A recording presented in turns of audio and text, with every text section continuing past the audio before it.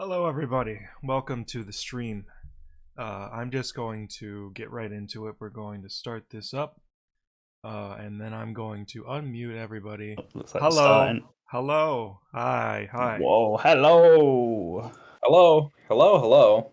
Welcome to this new roster stream. The next one along. As did people vote for this one? I think they did, right? Yes, people voted for this one. Yes. So we're going to be doing it. Project Cross Zone 3 stream. And I saw someone in the chat at the start ask about the guy who used to work on Project Cross Zone, like leaving Monolith Soft. And yes, he did. We're pretty sure we're having a discussion about this. We're pretty sure he works at Bandai Namco now, because he works on Tales of Arise. But because the Cross Zone series and Cross Capcom series they're both owned by Namco Bandai, so realistically, it doesn't really matter if he works at Monolith Soft. I'm sure if he wanted to make one, they could do. You're a little close to your mic. You should probably back up just a little bit. You're peeking it. I'll back my mic up because I can't move myself back up. I'm against the wall. Oh boy. Yeah, my setup's a bit weird. All right, I'm going to start some music. Chat, tell me if it's too loud. That is too loud. That is absolutely too loud. I don't think I can get it lower in a efficient way. I'm gonna have to turn down the app through volume mixer. Hold on. No worries. Did you introduce who was going to be on this stream? There we go. Now we're going to introduce ourselves. Hello! Okay. My name's A Shadowlink. I'm the host. I'm going to be putting together the rosters live. And today I have with me Creeks. It's Creeks. Nantan Jex. Yep, you've heard a lot of me already. And special guest, Family Guy enthusiast who doesn't even like Family Guy, Huff.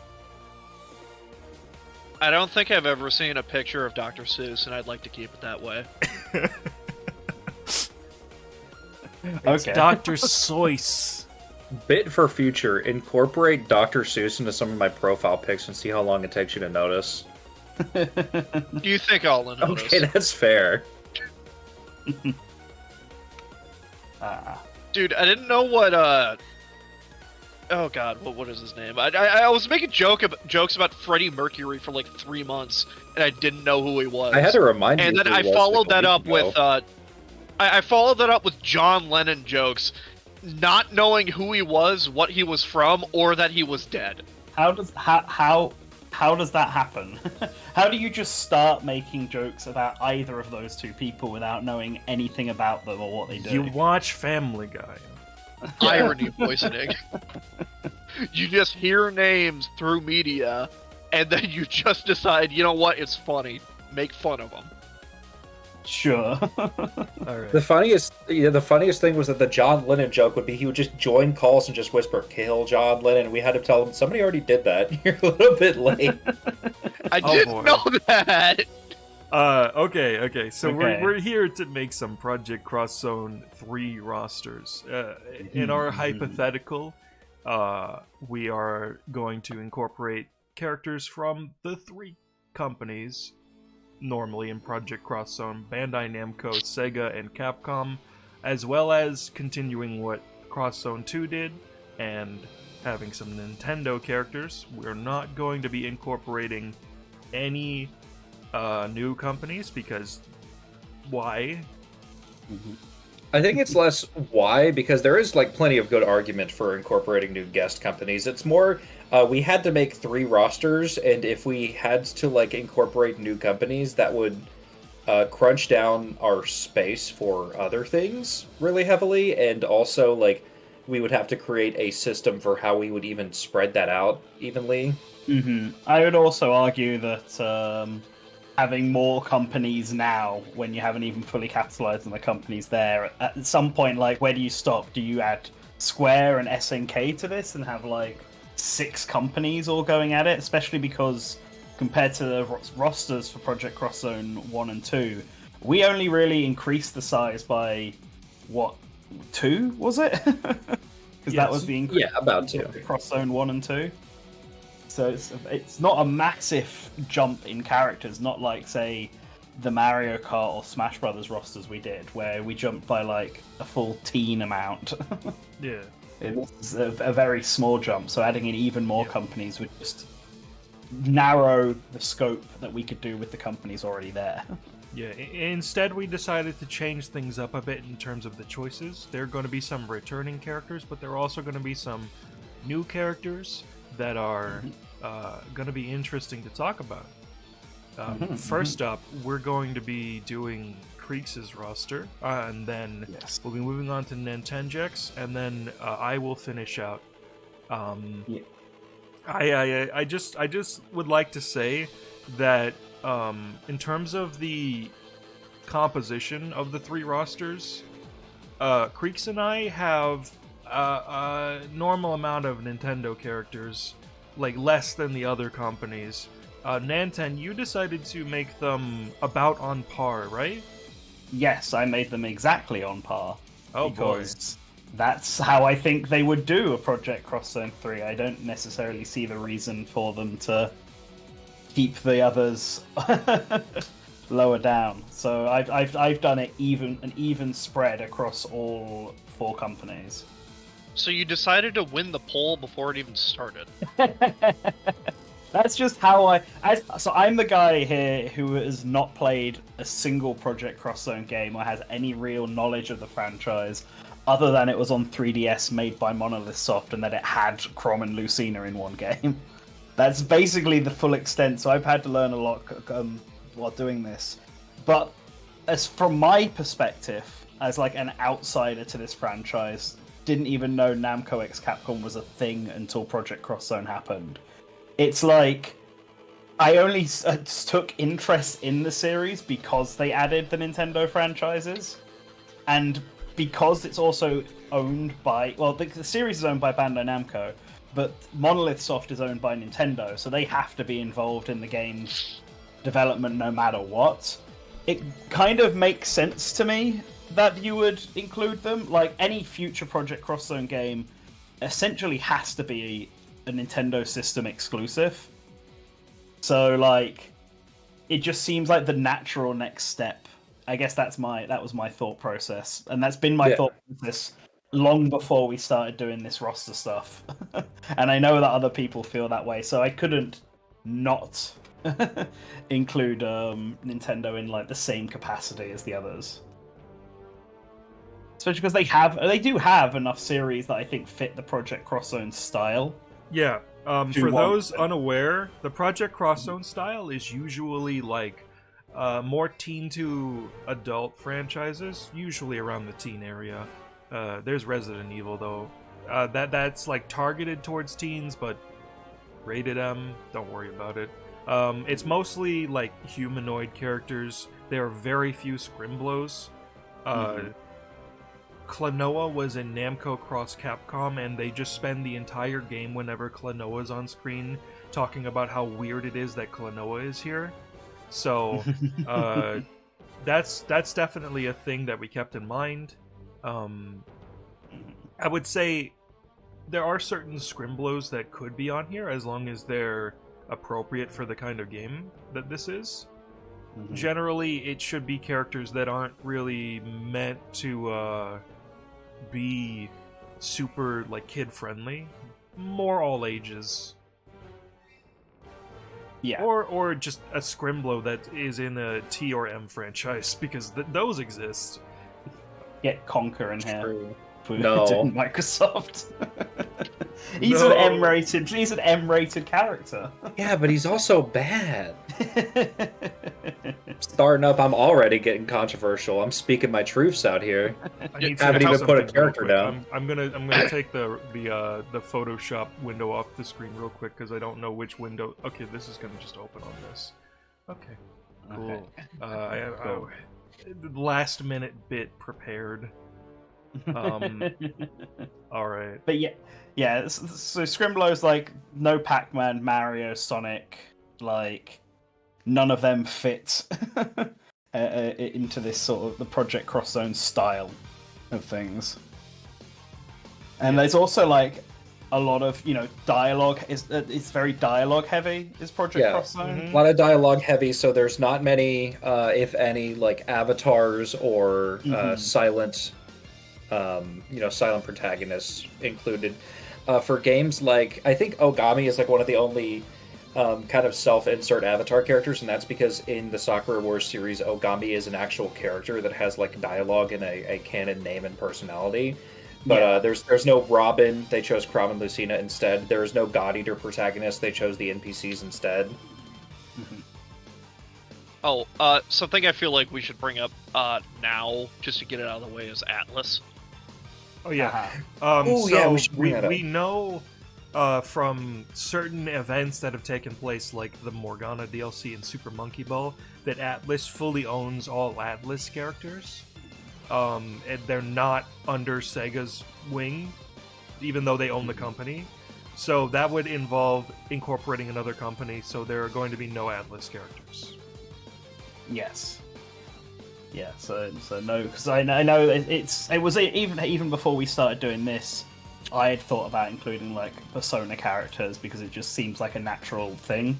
But yeah, I don't think it will happen because of that rule. They'd have to make some kind of very special exception, and I just don't think there's no point to do it either, I guess.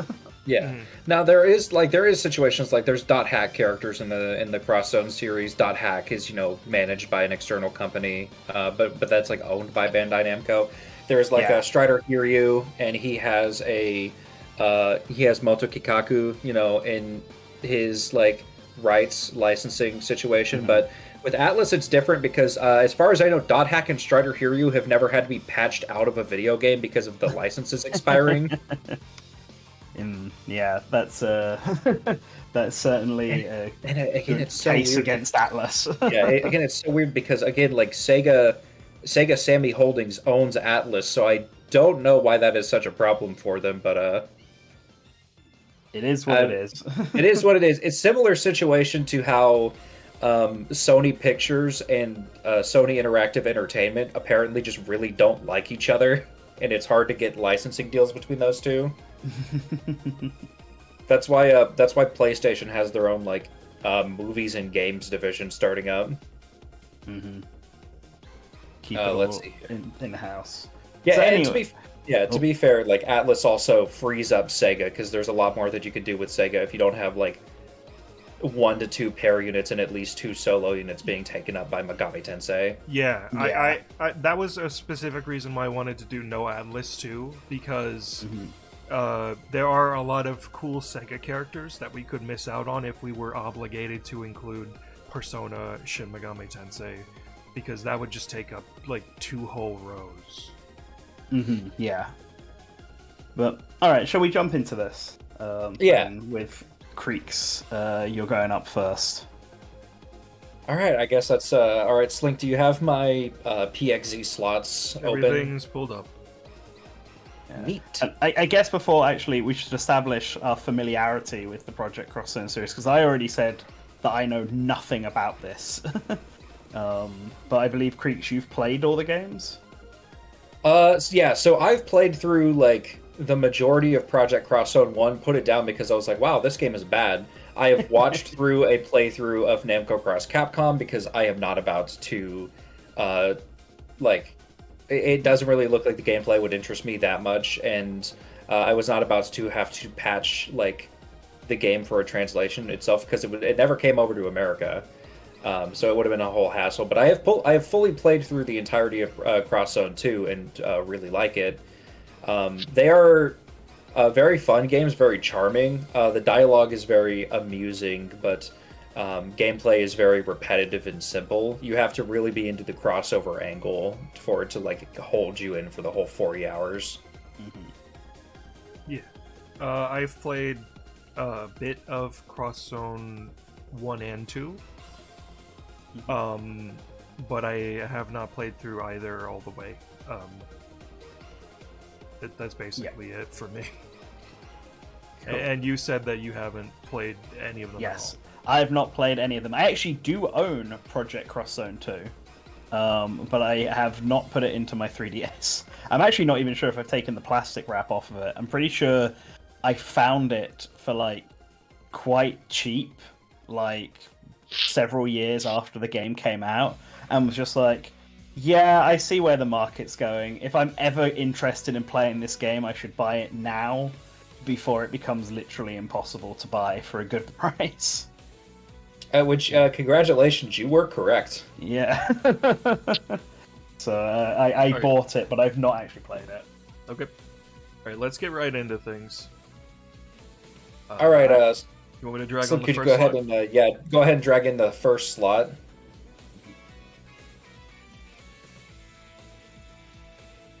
There we go. Yo, We Peak have Fiction. Reiji Slick, and are you- Xiaomu. Like, could you move them a little bit because they're not? Yeah, it's not centered. Wait, were we putting it in the center? No, No, I mean Slink. Like, yeah, It's cut. Yeah. Yeah, it's cut off no, on it's, the edge. it's cut off. What No, it are you needs to be- talking about? Maybe on our side, at least if you look on the stream, you can see that the Yeah. icon is cut off on the left side. No, it's not. It is On on the our stream, it is. Yeah. Look on the stream, Slink. On the Discord stream? No, No, on live the stream. on the actual live stream. What? Didn't even know we had the Discord stream open. Oh. Yeah, that's just there must be something with how you've cropped the page. No, it's the funny blocks on the screen. 1 second. Sorry about that. Here.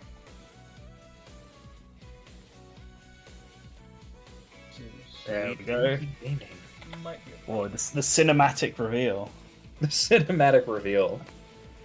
So I do see somebody in the chat saying who that. So for those that are not aware, Reiji and Xiaomu are the protagonists of the Namco Cross series. They are the protagonist, like they're the OC protagonists of Namco Cross Capcom. They were present in Project Cross Zone. They were not the main protagonists in that game. There was a new pair of OCs called Kogoro and Me, but nobody liked them. So they didn't come back in PXZ2, and Reiji and Xiaomu became the main protagonists again. Even like during the game where they were attempting to be like replaced, they were still present, so they've never skipped a game. They have appeared in the Super Robot Wars series, which PXZ is sort of an offshoot of, which also makes them the representatives of like Super Robot Wars in a way. They're fun. They're really charming characters. Reiji's got a few swords and some guns, and Xiaomu is a mage lady. They're also, as of the end of Project Cross Zone 2, they are married. Well, congratulations to them. These are most likely going to be a constant throughout everybody's list, seeing as they are the creative character, the OC from these series. So, Yeah. Okay. Yeah, no. Yep, go on. Let's see. Dragon number 2. Yeah. This is Louis Amamiya from Code Vein. So I'm gonna be honest. I did not have space. I'm gonna get this out of the way. God Eater is a staple franchise in the Cross Zone series since PXE1. It has always had like a pair unit and a solo unit. I wanted to do some other stuff with Bandai Namco, so I did not have much room for God Eater and Code Vein characters. Although there was a Code Vein pair I was considering. I found out Slink was already doing it. So I moved over to that. But I was like, okay, so I do need something from this overarching franchise. For those that don't know, God Eater and Code Vein are connected. But I was like, okay, I'll add in a Code Vein character. And since I couldn't do the pair unit that I originally wanted to do, I was like, okay, I'll just throw in Louis, because I like Louis. He's funny. He wants to make it so that no one will ever die again. Nice, good for him. Which is a gross misrepresentation, but if you know, you know. But yeah, Slink, could you drag in number 3 now? You want to talk about this one, buddy? Yeah, I want to talk about it. Hell yeah. I do not have the soundboard. Unfortunate. This is Lars Alexanderson and Alisa Biskonovich from the... I almost said the Toho Project series. That is not even remotely correct. From the Tekken franchise. You could probably fit in Toho, to be fair. Yeah, Alisa could probably fit. So Lars and Alisa have a really cute dynamic as characters. I think that they work together really well. Lars is shaping up to be somewhat important to like Tekken 8, but he was very important to the overall story of like the recent Tekken games that he debuted in. They are two like very popular kind of recent characters. They give us a something new, and give us like a really fun pair of characters with a unique dynamic to work with. Alyssa was a solo unit in PXE1, so this is kind of like being able to bring her back. And I was a little bit bold with my Tekken characters, because Slick, can you drag in number 4? I'm scared. Oh, hello. So, yeah, so here's is Jin. You might be a little shocked by none of the Mishimas being a part of the pair units. The Mishimas are like we're taking them from Tekken 8, and I'm like, all right, so Kazuya is not going to work with anybody because Kazuya is an asshole. And Jin is not going to really work with anybody because Jin cannot wear the get-along shirt for more than 5 minutes before he starts getting grouchy. So I thought that, like, okay, if there's going to be a franchise that is one of the big, like, mainstay franchises for these companies that I can get away with having the, like, quote-unquote main protagonist be a solo that goes off and does their own thing, Jin is absolutely the guy that I can get away with doing that for, which gave me the opportunity to do Lars Alyssa, which I really wanted to do. Nice. I really wanted to put Alyssa in mine as well, because Alyssa is my main in Tekken, and I saw that she was a solo unit, but I didn't go that route. So I'm glad that someone did. Somebody pointed out technically Lars is a Mishima. True. Also, yes, Kazuya would be an antagonist unit in this version of the game. Okay, so we're gonna do I have 2 each for each company. Yeah? I have a question right now. Nantan, how did you order your companies? It's the way that you told me to do it, where we're doing 2, like, double solo, then move on to the next company, double solo, double solo. No. What was the order of the companies themselves? Oh, I think I followed the example, so it's Capcom should be next. Okay. I'll just have to move mine around because Yeah, we did Sega second anyway. Yeah. Yeah. Speaking of Capcom, you can see we got Ryu Chun here. So this one has actually not happened yet. Ryu and Chun have never been put together as part of a unit in one of these. It has always either been Ryu was a solo in Namco Cross Capcom, where the solos were actually units that did things and not just assists. And Ryu has been paired with Kin in both Cross-Zone games. Now, I did have to make room for some other funny stuff for Capcom, so I didn't have room to fit Kin into the roster, which is really unfortunate because they're doing some really interesting stuff with him in 6. But I really had to get in my bias picks. Link, could you drag in number 6? My boy Alex Lee, who has done no wrong ever, and I will not hear any slander. I am not... I am... not making any defenses here. I love Luke Sullivan. He is hilarious. And Sling Dragon number 7.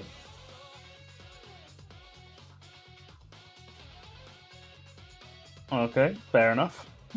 Yeah, so taking these characters from after the events of 5, the obvious thing to do with them is like, yeah, let's see, because we've had a version of Dante and Virgil where Virgil is from the end of 3 and Dante is from DMC 1. Let's take a version of these characters that is older, but not necessarily that much wiser. Take them from when they were just kind of palling around in the underworld at the end of DMC 5, post-character development for both of them. There are a bunch of other things that we could do with DMC. I just really want to see how this character dynamic plays out. And then number 8.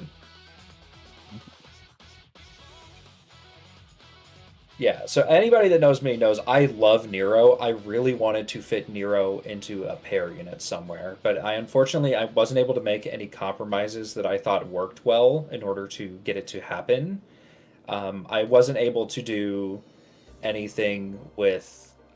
originally I was considering doing like Nero and Lindo from God Eater, but I had to do something else for Bandai and Capcom. But I still wanted to at least have Nero here as a solo unit because Nero's great. I think his interactions with the rest of the cast would be really fun, and he is long overdue for a crossover appearance of some kind that is not Teppen. Okay. All right. Okay. We're moving on to Sega now. We got our first Sega ones. Huh? Whoa. Yeah. Joy, you. Is that you, Narukami's hair? No, that's Joryu's hair. What are you talking? Joryu's hair. Yeah, what are you talking about? That's just how he looks. This is Ichiban and Joryu, the mysterious new character from the upcoming Like a Dragon Infinite Wealth set in Hawaii. Perfect. It's beautiful. No notes.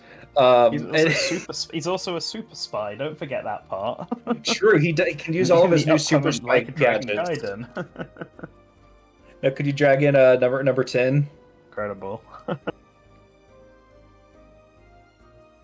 Yeah, nobody is surprised. Yeah. Majima, like, if you're doing Yakuza, Majima is like one of the most popular characters in the franchise for a good reason. He needs to be here.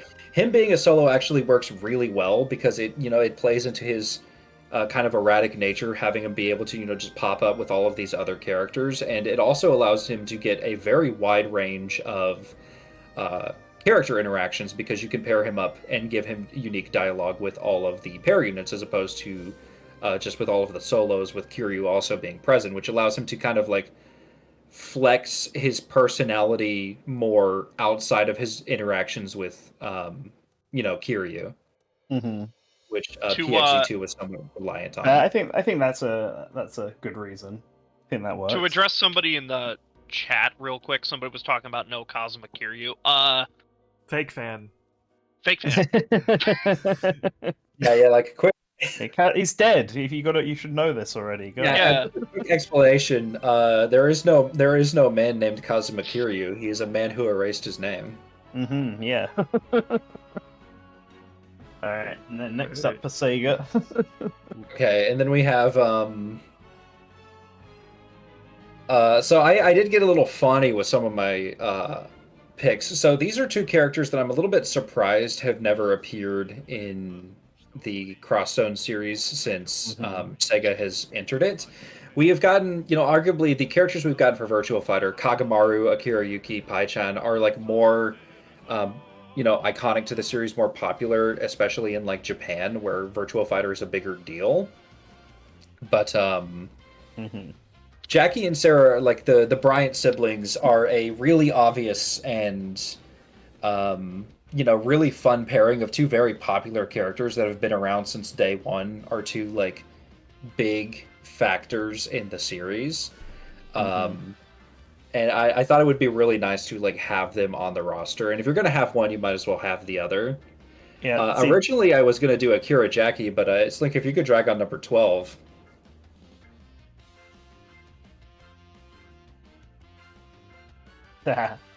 Classic. See, we've had a new plot development. You see, the story of this Cross Zone game is that Akira got stuck in the polygon dimension, and he needs your help to turn back to his normal form. All he needs are the 3 funny digits on the back and the expiration month and year of your mother's credit card.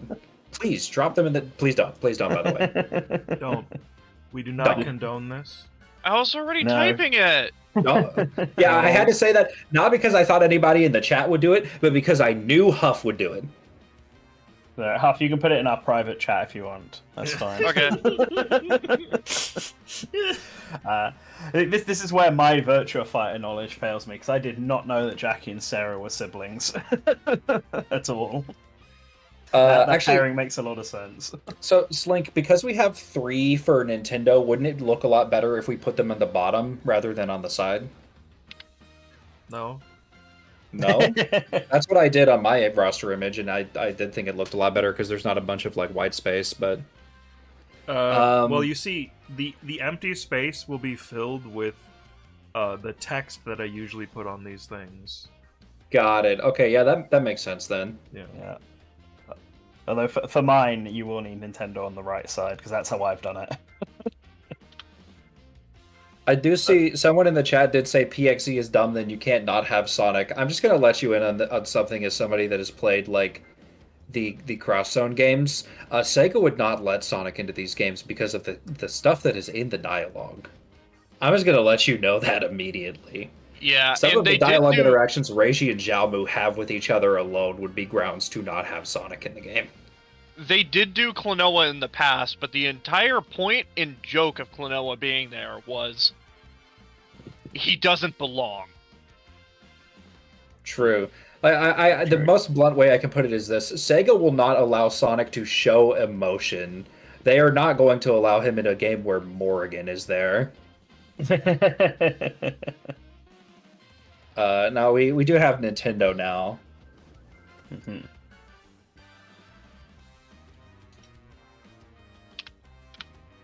Whoa, the rage. True. Here's our first. We got to get our. Kazuya and Jin. Dante and Virgil, two characters that should not be working together. And now that we can't have Kazuya and Jin because they're too dead set on killing each other, and Dante and Virgil are kind of chill now. We get our Dimitri Edelgard pairing. This is just the obvious thing to do with Fire Emblem at the moment. Even with Engage out, everybody is still talking about the Three Houses characters and how compelling they were. And then obviously, if these two are here, then you know who the solo has to be, off doing his own thing. Why isn't he upside down?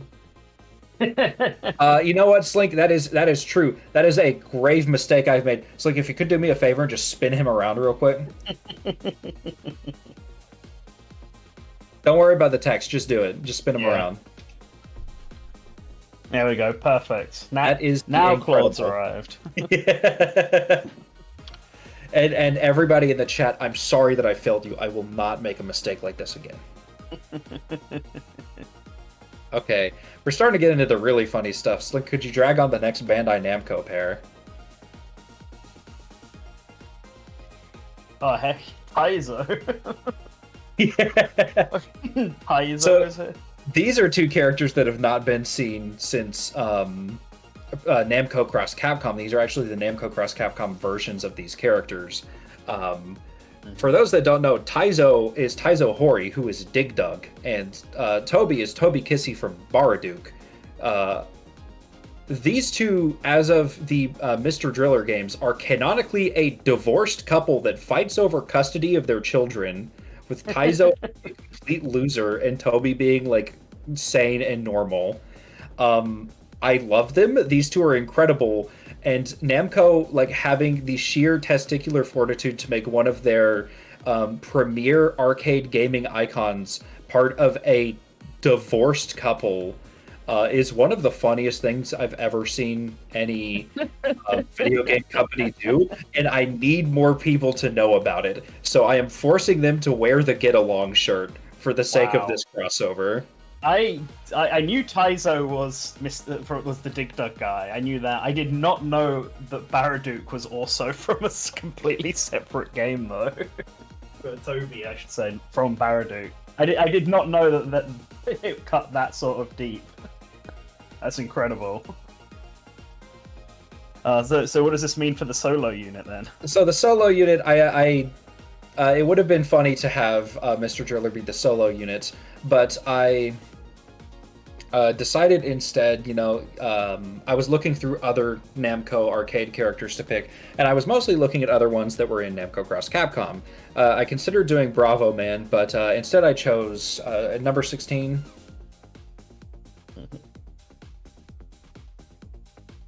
There we go. Wonder Momo. Wonder Momo is a really fun character. For those that don't know, Wonder Momo is a Bandai Namco arcade game where you play as an actress that stars in an action show, basically playing the role of a superhero. And so it's a really funny character idea where she is this action movie superhero, but she's also just kind of an actress playing the role of the superhero, and her powers are all special effects.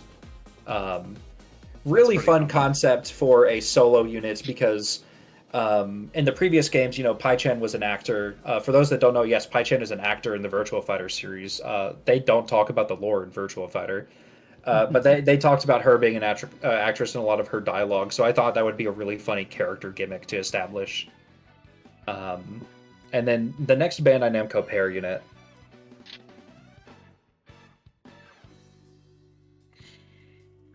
Yeah, Bandai Namco fans were probably wondering why it was taking us so long to get Tails characters. Yeah, here's the main two protagonists from Tales of Arise. I don't really have that much to say about these two, but obvious pick for this franchise in the current moment. Fun, dynamic, two characters that obviously work together really well. So, number 18 then.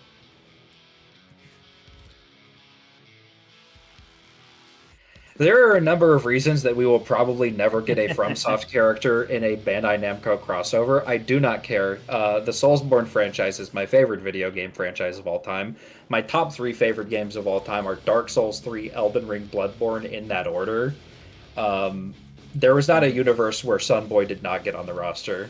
So, yeah, I do wonder about FromSoft and characters, because I mean, I don't see why they wouldn't fit. Yeah, especially as boss units. It's more so that so Miyazaki's explained he's not really that interested in working on crossover content and like sequels to previous stuff unless he has a good idea for it, because he lets Bandai Namco handle all the merchandising, because he's one of those creative types where, and I completely get it, I respect it, I think it's really cool, where like when he's done with something, he's done with it, he wants to move on and work on the next thing. So like he's not really interested in just kind of sticking around merchandising it. But I don't think there's any reason that they wouldn't be able to use them, just that like Miyazaki would not be hands-on.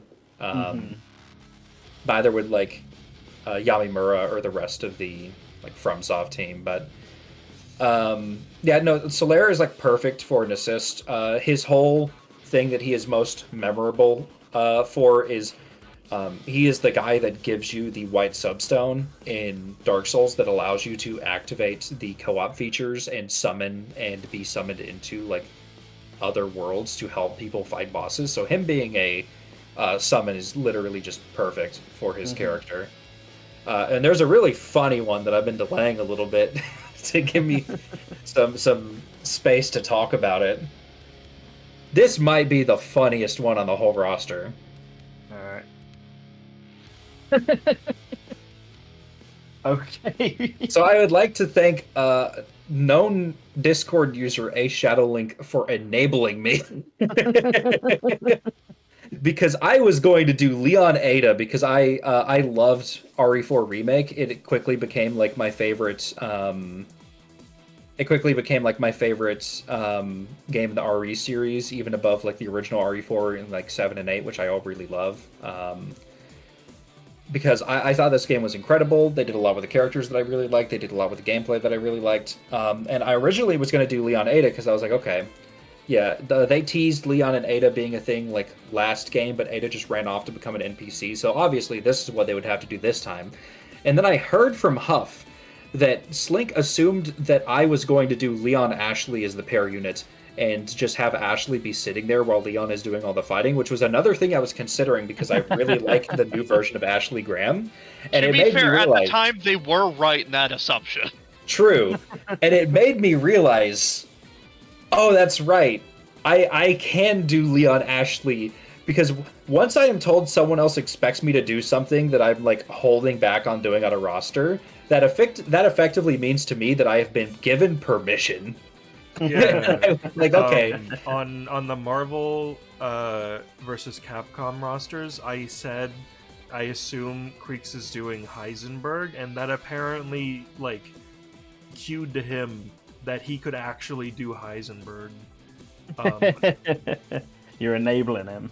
I'm an enabler.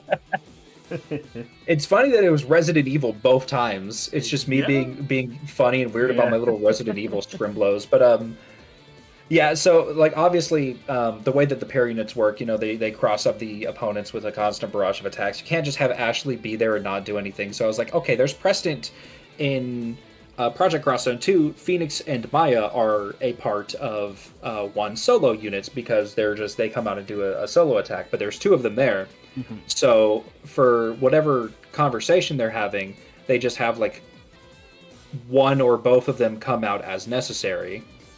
But like they're both there, they're both a part of the unit. So I was like, okay, Ashley is taking the Maya role of just being present for dialogue and just kind of like not doing anything. Because I was like, okay, I can't have Leon Ashley, so I was gonna do Leon Ada with Ashley just there, and I was like, okay, that doesn't make sense because, well, it would be able to be taken from like a part of the game, but Maya does help with the objection, and she does the MVC3 like arm spin. True, that's true. Maya does do stuff, but Ada and Ashley don't really know each other. They never really talk face to face in RE4, like either version of it. Whereas Leon, Louise, and Ashley already have like an established dynamic with the three of them like kind of working together at like 2 different points in the game. So I was like, okay, this is a lot of fun, and I get to add like a weird little Scrimblow character like Luis. That is a very kind of strange inclusion, given that he is very much restricted to only being in RE4 and only being in like specific parts of it. But they did a lot with him that I really liked in the remake, so I thought that he would be a really fun inclusion as well. Mm-hmm. And then next Capcom solo.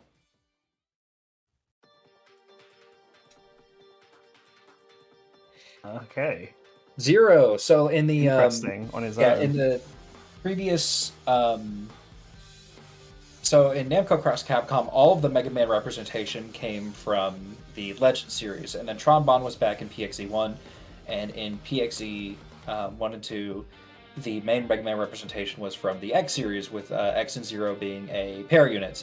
And I was like, okay, it would be cool to take from the Zero series this time and just have like Zero in his Zero incarnation be a solo unit as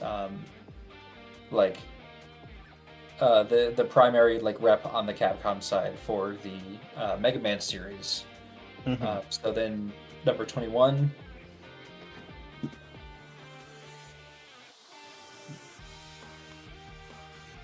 Proud to announce. So we had an obligation to have Morgan on the roster. Why is she so small? Why is she so small? I don't know what you're talking about. Morgan's right there. She's front and center. We had an obligation to have Morgan on the roster because this is a a Capcom crossover, and Morgan has to be part of a pair unit because it's Morgan. She's always got that top billing. So I couldn't figure out who to put her with. So it's just Morgan by herself, nobody else. So moving on to number 2 then, or number 22. All the Lilith fans in tatters. So, I guess I have to hold on. I guess I have to explain this one. Nantan, for you and everybody in chat that doesn't know, there's an ongoing bit in my server that I have been saying for years that I hate like Lilith Ainsland as a character and just do not like her for literally pretty much no reason other than some of her fans annoyed me one time. But I've continuously been like liking tweets that have like Lilith art in them and posting Lilith art in like the art channel, and people have like pointed out to me that it is becoming increasingly obvious that I do actually just like Lilith as a character, and I'm refusing to acknowledge it because I don't believe them, and I think they're wrong. So then we have Tessa, another bias pick. I really like Tessa's design. Red Earth is pretty cool. I usually, whenever I can get away with it, I'll just shoehorn Tessa into our Capcom rosters because that's my de facto like niche Capcom, arcade fighting rep at this point. The Red Earth characters work really well in combination with the Darkstalkers cast, so I think that Tessa would work really well, paired alongside some of the more fantastic pair units like Morgan Lilith or Alpha Shion. Gives us another, little used franchise.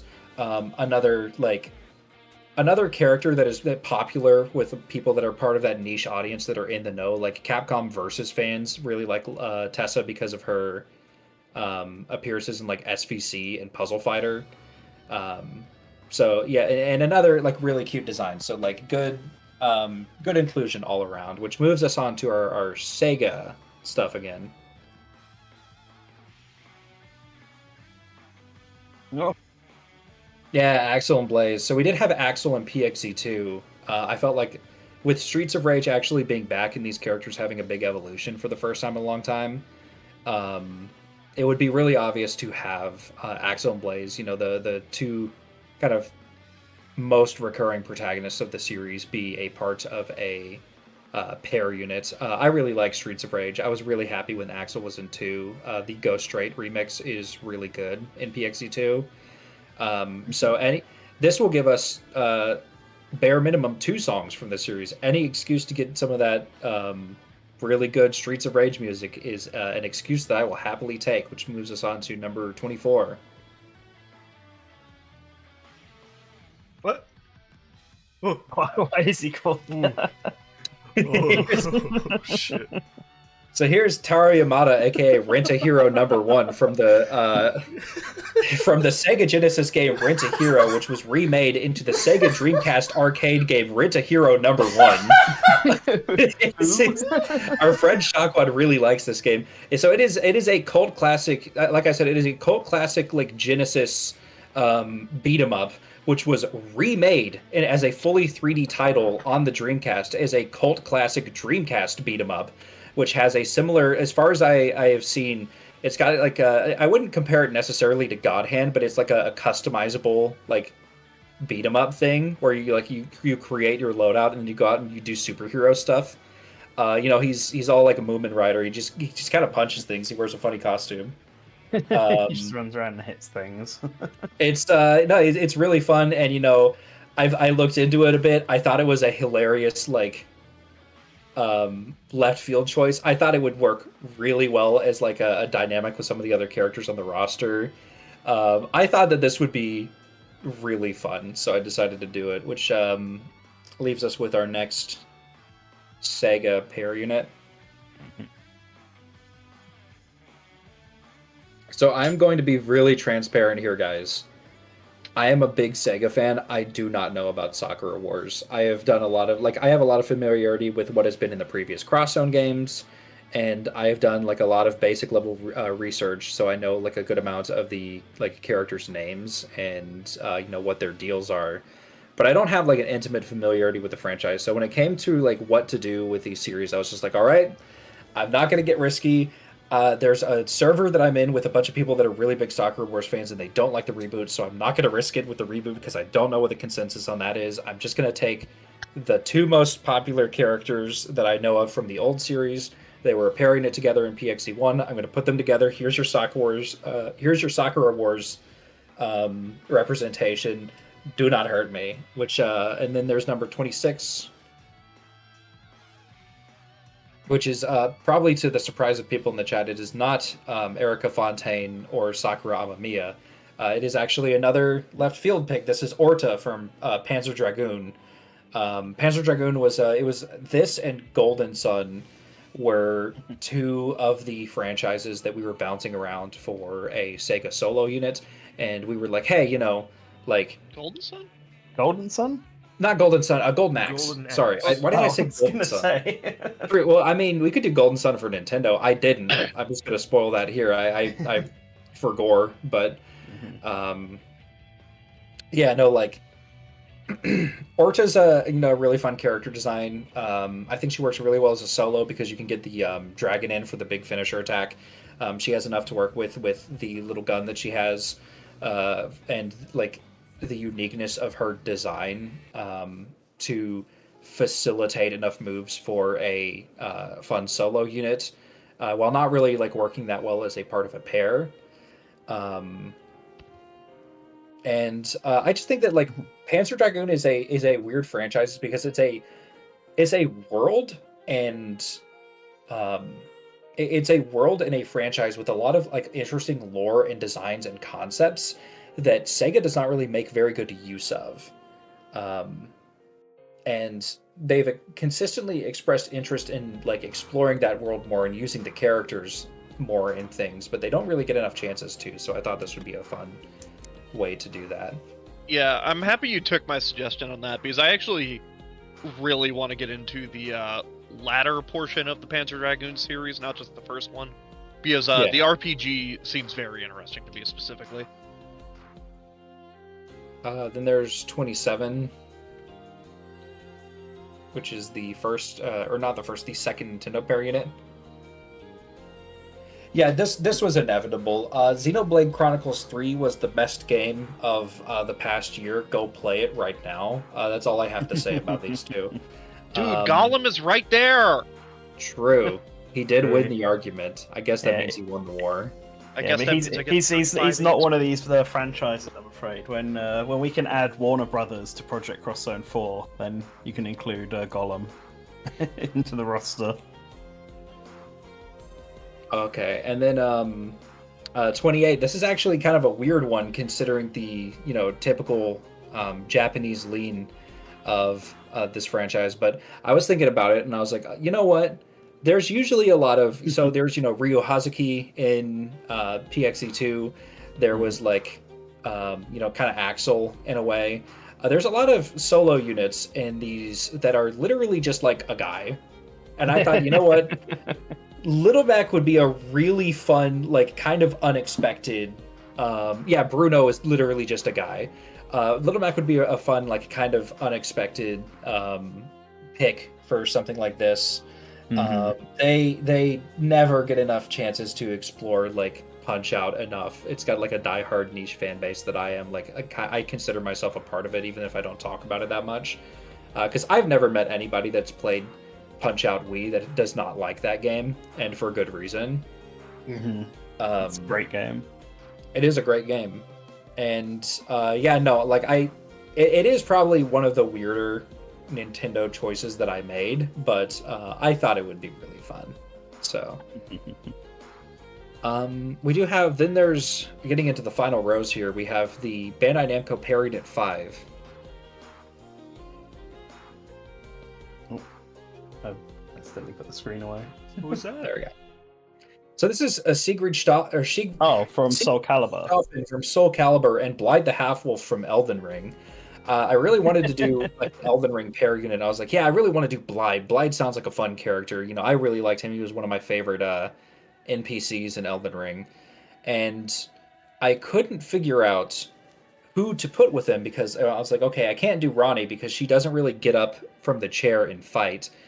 She is like, Ronnie does project an illusion of her mother that fights you in the boss fight for Renala, but that is technically Renala like fighting you physically just in the form of an illusion. That is not Ronnie herself fighting, so there's not stuff for her animations to pull from, which left me with very few choices because Soul's characters, there's a lot of really fun ones, there's a lot of really popular ones. Most of them don't tend to like acknowledge each other or work together that much, which made creating a pair unit hard. So I was looking through other stuff and I was like, okay, we have options here, Bandai Namco, other stuff that I can do. And I was like, oh, Siegfried would be a lot of fun because Siegfried is a swordsman. This is specifically the SC4 version where he's got like that crystal ice armor around him and he's using the using the Soul Calibur, like the actual like parallel to the Soul Edge. And it's like, okay, we have these two swordsmen that are these like really tall, imposing figures that are generally like kind of upstanding guys that are both of them are kind of cursed in a way that forces them to like kind of fight off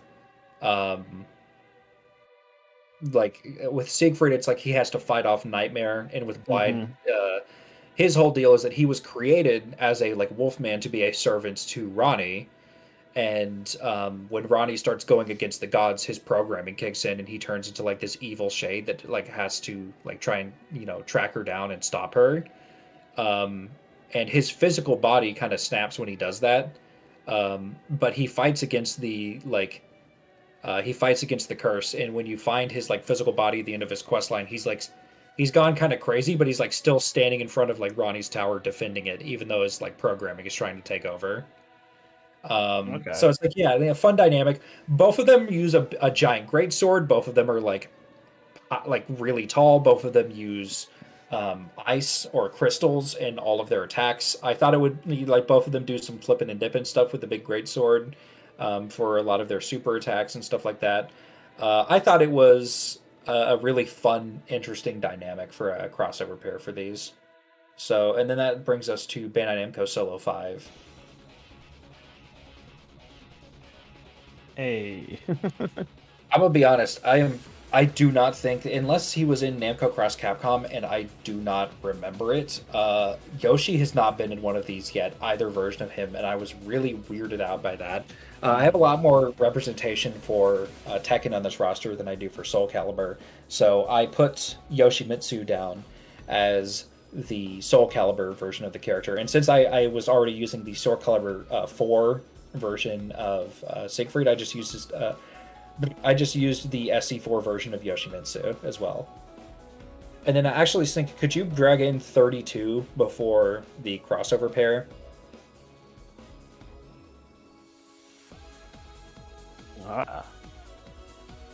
Somebody in the chat just mentioned it, and like I wanted to do this before I got into the crossover pair. Yeah, no, Valkyrie had to be here. Valkyrie is great. I love like Valkyrie, the Namco arcade character. I don't have anything else to add to that other than like, yeah, she's been a staple of like all of these Namco Cross Capcom games. She's been in all three of them. This is probably the version of the like character that most people have been introduced to. Like Obligation, gotta be here. And then the first crossover pair unit.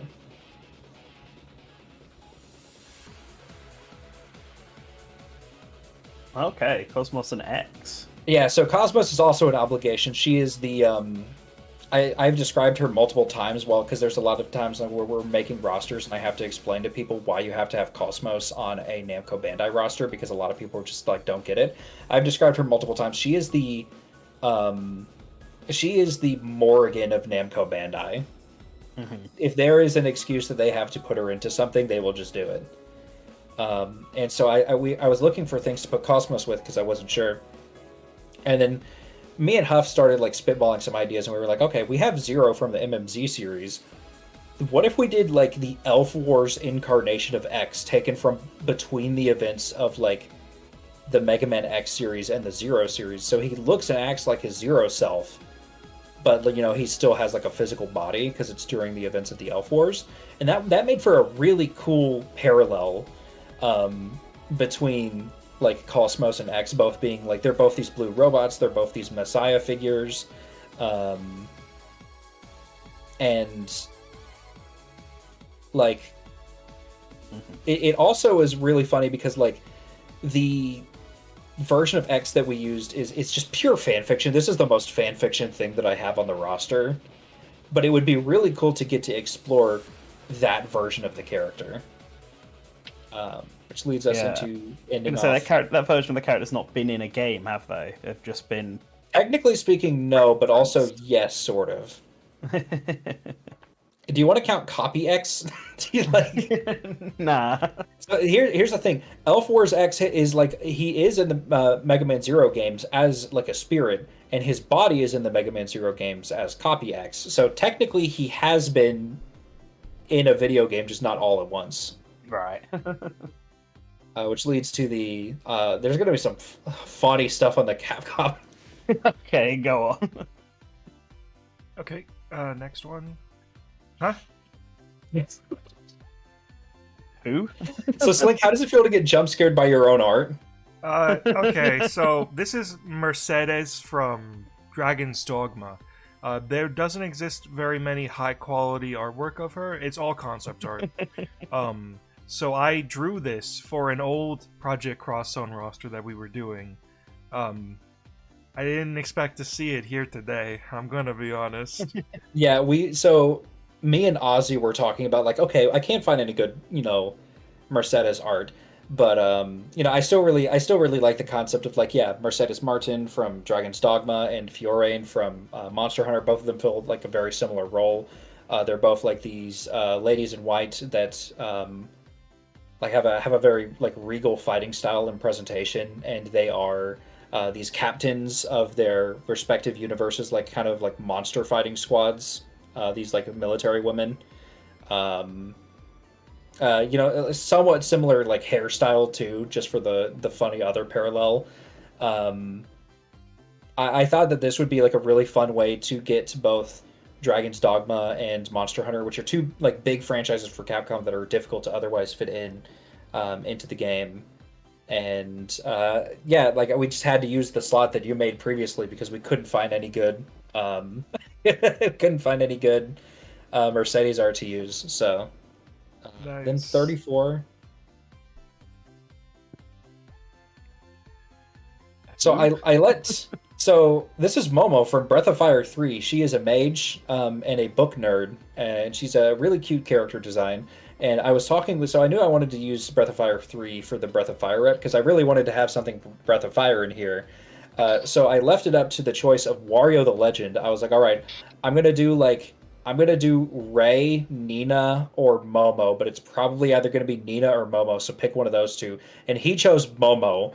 So thank you, Wario the Legend, for putting Momo on the roster, which I was happy for because Momo was the design that I actually kind of wanted to use in the first place. Because there's a lot of I already have like Tessa filling the role of just like spellcaster, which Nina already like is, whereas Momo is like I feel like more fun as an individual character, like a niche pick.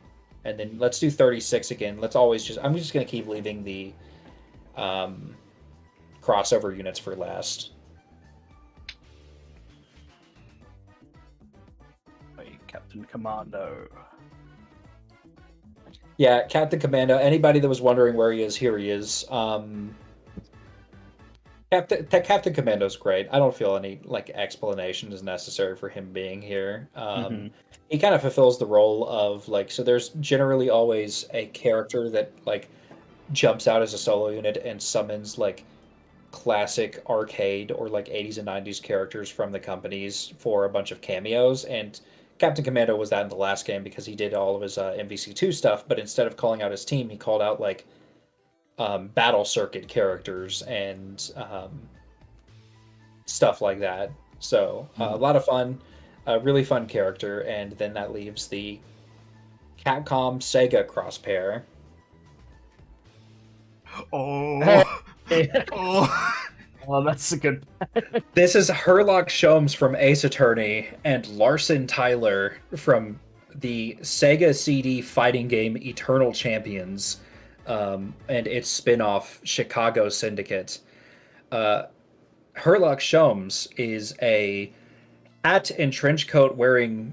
He's Sherlock Holmes. He's Sherlock Holmes. He's a hat and trench coat wearing detective that fights with the use of boxing and experimental forensic science-based weaponry, including a gun that can shoot like either bullets or forensic powders, and like goggles that let him see through stuff, and like other funny things that he has access to. And Larson Tyler is a hat and trench coat wearing like mobster from 1940s Chicago that attempts to fight crime from the inside, and like put a stop to Chicago's like mob syndicates using his boxing skills and crude weaponry such as iron knuckles with spikes on them and a grappling hook attached to a rope. This was a really fun one to put together. I thought that this was like a really fun and inspired pair unit, and these two kind of would work together pretty well. Okay, next we can clear up Sega and then get the rest of the Nintendo and be done with my roster. Yeah, so we went back and forth on whether we were allowed to do this, and I came to the conclusion if I can find art of the like Puyo Puyo like N or Puyo Sun versions of these characters that has like an art style based on the Mado Monogatari games, but it's like art from the Puyo series, which is Sega does not own the Monogatari series, only the Puyo games, which is funny. Oh, really? I assumed they owned all. Who owns the Monogatari games then? I do not know, but we were talking about it. The original company that made Puyo owned it, but they went defunct, and we don't know who has the rights after. Yeah, like I would have assumed the rights would have just defaulted to Sega at that point, right? Like I would assumed it was. I mean, I guess if you don't know, better to be safe than sorry. Yeah, I sort of assumed the rights had just kind of defaulted over to Sega at that point because Sega sort of ate up everything with Compile.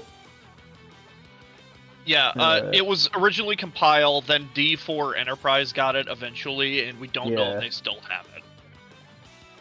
I mean, they're But still it's around. not like they can it's not like they could do anything with it because they don't have the characters. Because if they ever appeared in Puyo at any point, Sega now owns them. Yep. Yeah, but like these two have like a really fun dynamic. Two characters that already popular among Sega fans would be really fun to have on the roster. What kind of sealed it for me is we were talking about like we were joking around. It's like, oh, can we get away with having like Shezo on the roster even though he's really cartoony? Because I really want Shezo because like considering what a lot of the dialogue is like in these games. Yeah, Shezo's a great Shezo, choice whose entire this. 2 bits are like A, being a goober edgelord that plays everything up like a dark ham, and like B, being like that everything he says is constantly mistaken for being an innuendo. Literally perfect for the tone and comedy of these games. So yeah, like that's what I decided to do for these two, and then there's 38. So it is really funny that somebody just mentioned Ulala because Ulala from Space Channel 5 was originally on my roster until I remembered that I forgot Bayonetta exists, and I was right. They literally said like one of their big things that they wanted to do in PXE2 was have Bayonetta and Dante be able to cross over, and Kamiya said no because he wanted that to happen on his terms, and then he realized later, hey, that was a really stupid idea. Why did I do that? And I literally, I'm sorry guys, I'm not a Bayonetta fan. I literally just kind of forgot to put her on the roster until I was already making all of the slots for it. So I decided to just throw her in as a solo unit as compensation. Sorry, fellas. So then there's number 40. Hey. Many people in the chat have said it. You've been very patient. Here he is. Here's the man. Here's the man. The only man you ever need. And then, yeah, I feel like that needs no explanation. And then number 39, the Sega Crosspair, the Sega and Bandai Namco one. Okay, Vice and Lloyd. Yeah, I thought that this would be a really fun pairing. Both of them being dual swordsmen, both of them being from like early 2000s RPGs that were really popular with GameCube kids. Both of them being from like games with a very like airship, air pirate fantasy aesthetic. Vice was like a character, like Skies of Arcadia and Vice were like a few things that I kept seeing brought up for PXE stuff, and I thought about like, okay, how could I get Vice onto the roster? And I thought about it for a minute. I was like, oh, Vice and Lloyd would be a really fun pair, and we haven't had anything from Symphonia yet. I didn't want all of the like Tales of characters to just be the Arise cast. So instead of giving Arise like Dulcilim as a solo unit, I decided to put Lloyd in with Vice. Which leaves us the Nintendo stuff now.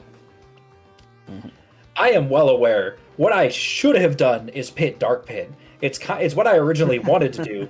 They work perfectly. I like both of those characters a lot. They would have made an extremely obvious pair unit to end the Nintendo pair units off on. Pit Dark Pit is not what I did. Slink, would you like to show them the level of brain rot that I succumbed to while making this roster? That is not the level of brain rot I succumbed to while making this roster. I will kill you.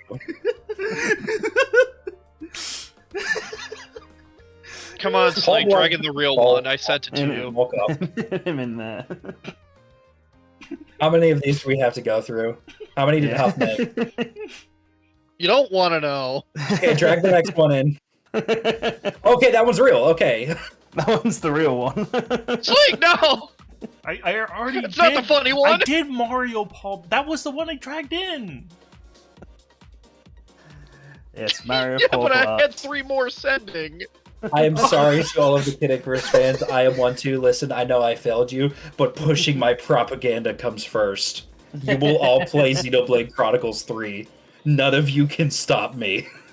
Yes. I Two wanted pairings. I wanted known that Creeks accidentally let slip because he was going to do he was considering Elma, and he was like, that's the only Xenoblade character that's the only Xenoblade game I don't have represented.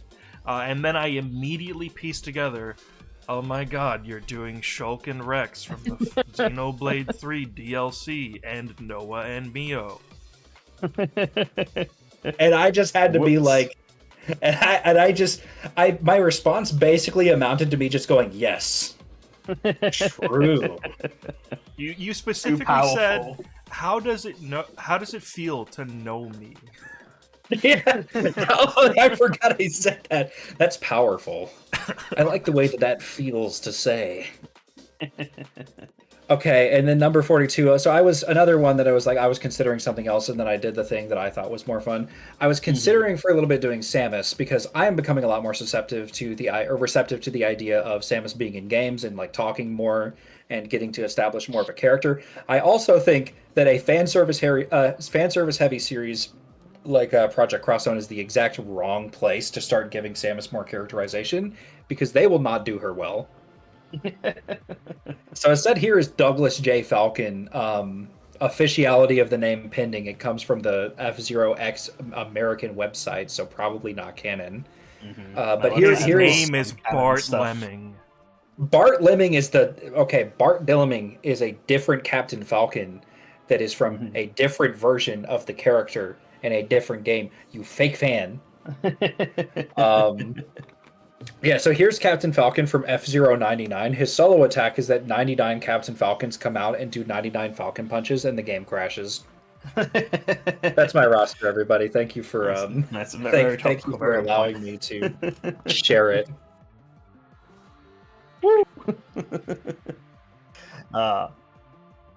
Yeah, damn. I kind of wish I wasn't following this up.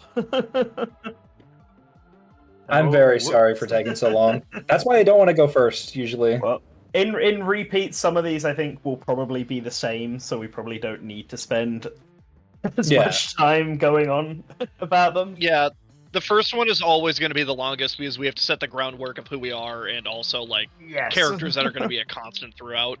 Yes, although looking at that roster, I kind of feel like mine's almost a little too boring in comparison, because not knowing anything about the Project Cross Zone series and just kind of forgetting a little bit about Namco x Capcom, I went like full nerd and did this complete data analysis of every series and character that gets added to the Project Cross Zone games to sort of figure out what their favoritisms are and what their patterns are, and figure out which character they're more likely to show up. When I kind of wish there were some characters I have on my roster that I probably should have just got rid of because I know nothing about them. But I guess we'll start with mine. And actually, for this very first one, Slink, can you put them in the middle, either at the top or bottom row? They're just going to be on their own. But for the reason that will be obvious in a sec. So yeah, drop number one. These ones are in the. I saw your screenshot prior. Yeah. These ones are segmented from the rest of them in their own funny little row. Yeah, I put them at the bottom. You can put them on the bottom or the top. I don't mind. But yeah, so number one. Oh yes, wide Chun-Li on her own. So big she has to take up two. No, that's not mine. That one's my favorite slot because I just downloaded a Chun-Li render and I just plopped her in there and she was like that. Right. And it just looks so funny. Yeah. So because I wanted to have an even split amongst the each of the companies, but we couldn't do that because we had 42. I decided that Reiji and Xiaomu, being original characters to the Cross series, just got to be their own space. Do they go here? Well, I put them in the middle of it. You can put them not in the middle, like the top row or bottom row, but in the middle. Yeah, just awkwardly like that. For the stream, just put them wherever. But they do have a solo unit as well. So you can drop two next to them. Oh my god. Because I thought it was a bit weird to not have the protagonists of Project Cross Zone, even if people didn't like them very much. And you know what? If Phoenix and Maya can get away with being a duo unit, two characters as a solo unit, why don't I just chuck the two Project Cross Zone originals as a solo unit? The designs are pretty neat. They can just show up and do something together. That way I get them in the game somehow, and it also just helps for balancing stuff out, having them up. Otherwise I'd have to make up a character for it, which I didn't want to do. So, gonna have both of these here. So yes, those are the original characters, so now we can start doing it the normal way, with the first Bandai Namco rep. It's what the fuck did I dragged it onto the desktop. I dragged it on. You can keep it on the desktop so you can always look at it. So I went for Jin and Lars. My main reason for doing this was the whole premise of Tekken 8 is about Jin and Lars sort of teaming up finally to work together to take down Kazuya. And because of that, I thought a Jin and Lars pairing made sense to have, especially compared to the previous games where he's been paired with Kazuya. So I started off with Jin and Lars, even though I would have loved to have Elisa on here instead. And then the solo unit, which will be number 4, I decided that I would be... I dragged it, and it's pinned into Streamlabs now. That's Alright. fantastic. I decided to keep Kazuya, and my logic behind this is that from what I've looked at, the Project Cross Zone series occasionally does do villain characters who, once you beat, become playable, and Heihachi was one of these previously in Project Cross Zone 1. And so I factored that in a little bit to some of my single solo units, and I felt like Kazuya just kind of worked for this. He's obviously the main antagonist of Tekken 8, the sort of big focus, but he's been playable in both the other two Project Cross Zone games. So he is now taken the Heihachi slot, and Heihachi is retired because he's dead. You are peeking again. You're peeking the. Am I peeking again? Yeah. Sorry. Okay. Gotta get distance in right. So yeah, those are my Tekken reps. So following up next is the Tales of Arise duo. Exactly the same reason that Creeks had. These are the latest Tales of characters, and it just sort of makes sense to pair them, and that game did really well. So. That's all I got really to say about them. And then up next, Ivy. So the Soul Calibur series really doesn't have much in the way of representation in Project Cross Zone. It only had a single solo unit in Project Cross Zone 2, being Natsu, I think. Yep. Who also just kind of doesn't exist very much anymore because it was a Soul Calibur 5 thing. But I wanted at least one Soul Calibur character here in the roster. And so I decided to go with Ivy because I thought she sort of fit the tone and style of these games. And she doesn't really have anyone her moveset doesn't really clash with anyone else's in the roster because I didn't really want to go with like Sophitia, for example, for that reason. And there's no one she's really paired with either in Soul Calibur. So she sort of works here as a solo unit. So that's why I went for Ivy. Yeah. Taki and Mitsurugi were in Namco Cross Capcom, but Ivy has still not been in one of these. Yeah. I did contemplate putting Taki in instead, because obviously Natsu is basically the same. Yeah. But I decided to have a different ninja later on, so I went for Ivy instead for this. But okay, we can go for Capcom now. Another boring choice, but it's Ken and Ryu. I did debate focusing a bit more on Street Fighter 6 and having Ryu paired up with someone else. But I ultimately just sort of decided that the Ken and Ryu duo is like quite iconic. And they like some of the main characters in these games, and so I decided to just keep them. It also meant that my Street Fighter representation isn't actually based around Street Fighter 6, but it's still based around whatever it was in Project Cross Zone 2. I guess, would that have been Street Fighter 4? Because that would have been the newest game at the time. I'm just going to say that. Yes, I believe it was based on Street Fighter 4. Yes, yeah. So their some of their dialogue portraits are actually, as far as I can tell, like drawn by traceovers or model references of their SF4 models. You can tell by the way that they draw Kin's face. Yeah. So it's still the Street Fighter 4 versions of them on mine. But yes, as for a solo unit, I wanted to represent one of the other fighting games, and Rival Schools was my first thought. And with Akira getting some more recent exposure, because I believe she was in Street Fighter as DLC. Street Fighter 5. So I decided to also use Akira here. One of the things I noticed when looking through all of this is that the solo units tend to almost always get replaced game on game, except for like a few specific units that manage to stay. And a lot that allows for a lot of the franchises to go out. So I really kind of looked at new characters for solo units and new franchises in some areas. But next up is not one of them.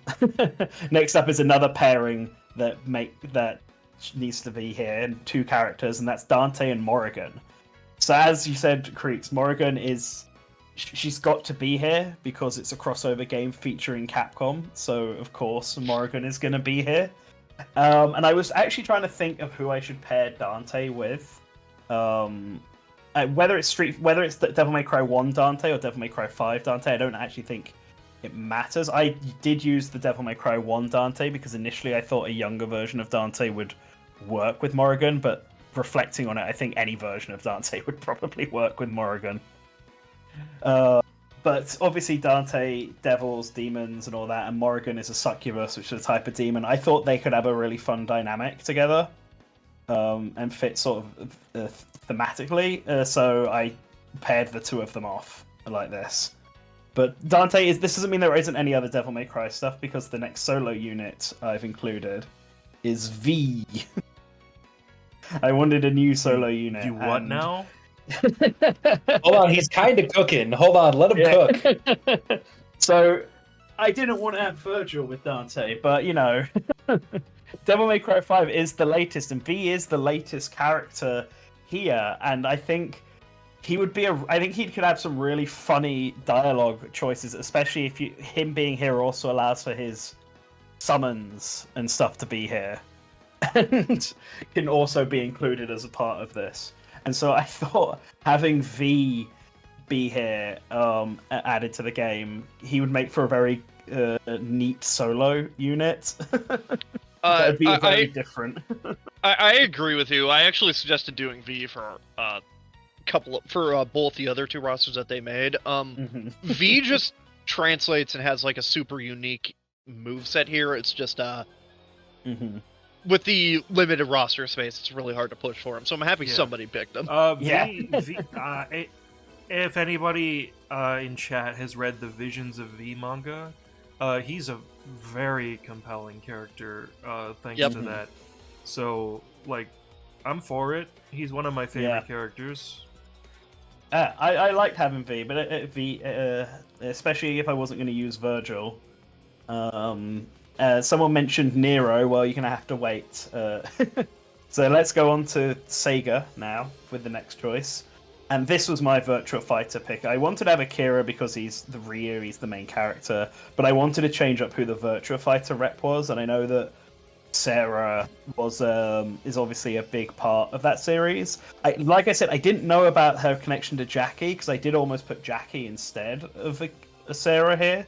But went for that. Had I known that, I might have actually done the Jackie-Sarah pairing and then had Akira just be a solo unit. But oh well, here we are. Yeah, so I almost did this, and my specific thought process was it'd be really funny to have a pair unit where no matter what the version is, one of them speaks in a different language.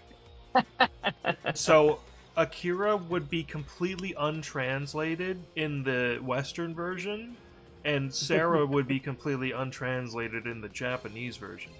That would be hilarious. I'm for that. That would be very funny. So yeah, I chose to have Akira and Sarah as a pair, as the Virtua Fighter. True, but that's what Tekken is for. Yeah, this is also true. But coming up then next, I guess, the next solo unit, it's Joe Musashi. So I know that Shinobi has been in Project Cross Zone, but funnily enough, Joe wasn't the choice they went for. Yeah. Which I thought was very odd. and I was looking at other Sega characters, and I'd cut Strider and the other Shinobi character from this, and I was trying to think of ninjas that might replace them, because I was also, Natsu as well. I wasn't going to be here, and then I thought, well, Joe works. They haven't done the Shinobi protagonist yet, so why not throw him in as a solo unit instead? True. Hatsuma, the character that they chose for PXE2, was the main protagonist of the PS2 Shinobi reboot, which is actually really cool. I suggest everybody in the chat go check it out. Mm-hmm. But okay, and now the next character is the first cross-company pairing I've done, and that's Zephyr and Nero. So Zephyr is the main character of Resonance of Fate, which is a series with a perfect track record in Project Cross Zone, with Zephyr being the one character from that franchise who's shown up in both of the games so far.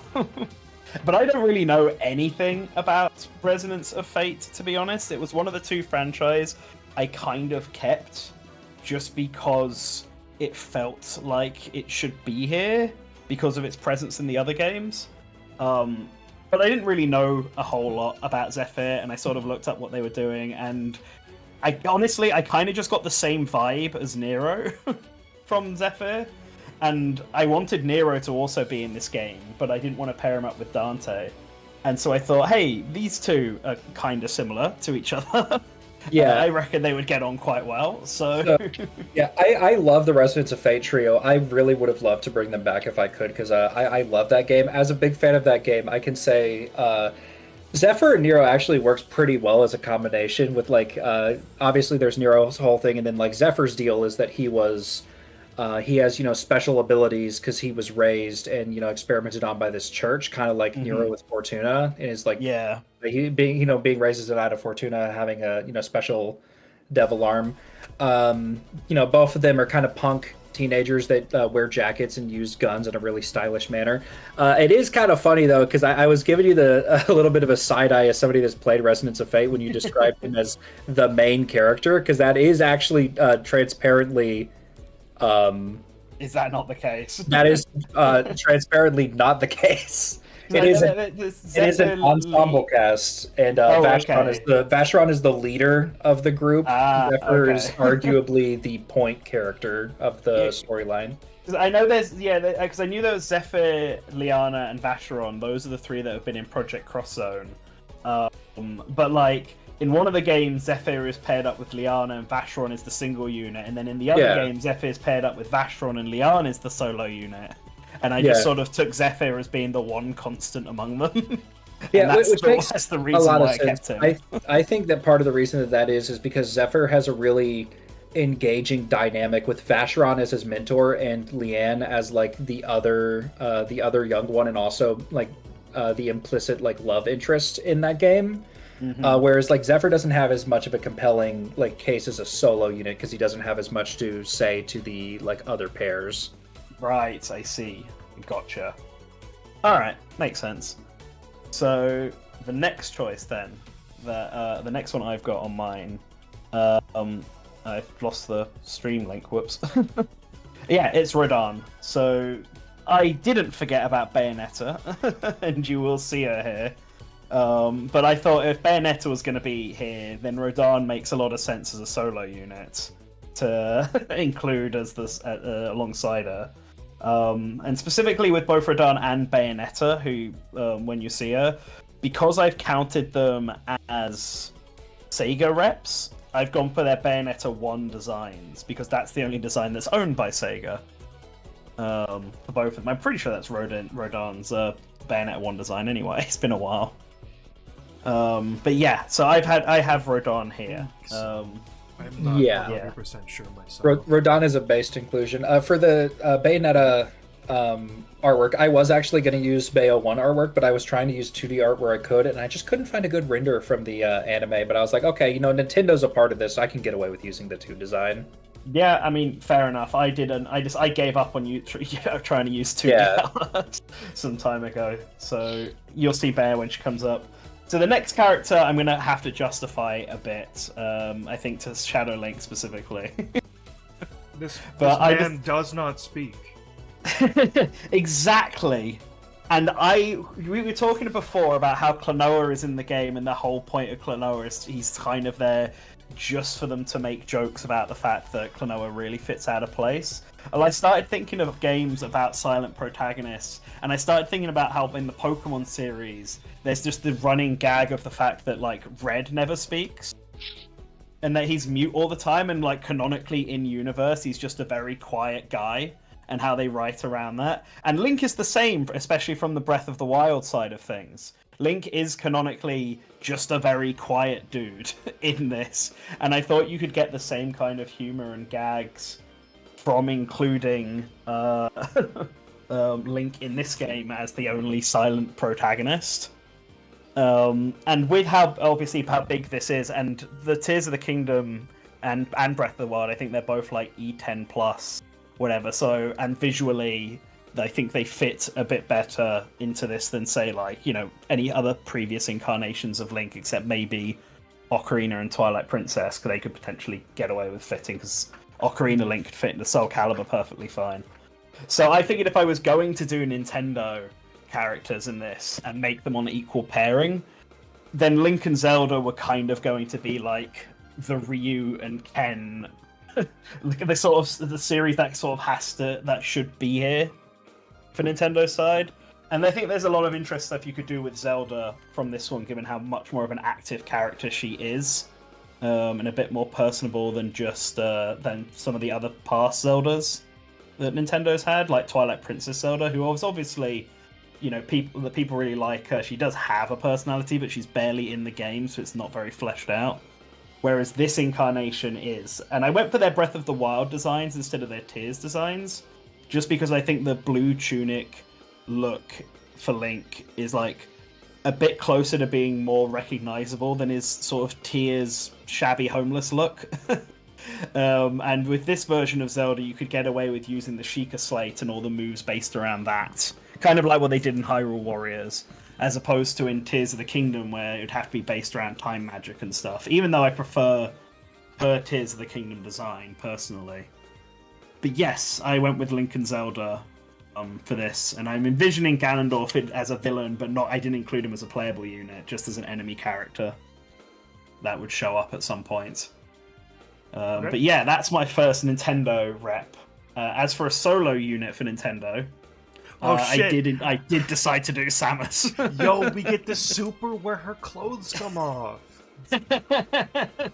I'm gonna be honest. I almost put Other M Samus down as the Samus choice. They would do Other M Samus, even if it wasn't Other M Samus in like design. I'm just gonna tell you, because I've played these games, I know how they write characters. You're getting Other M Samus personality. I'd like to think that they would find a middle ground. I do get your point, Creeks, about fleshing out Samus, but Project Cross Zone not being the greatest place to start this off. Yeah. But post the GIF. No, don't post the GIF. Don't post the GIF. Don't post the GIF. But I think Samus would work in Project Cross Zone as a solo unit, and I think if you do play up the more stoic and serious side of her, I think there are some sort of fun interactions that can be had if she plays the straight man in them.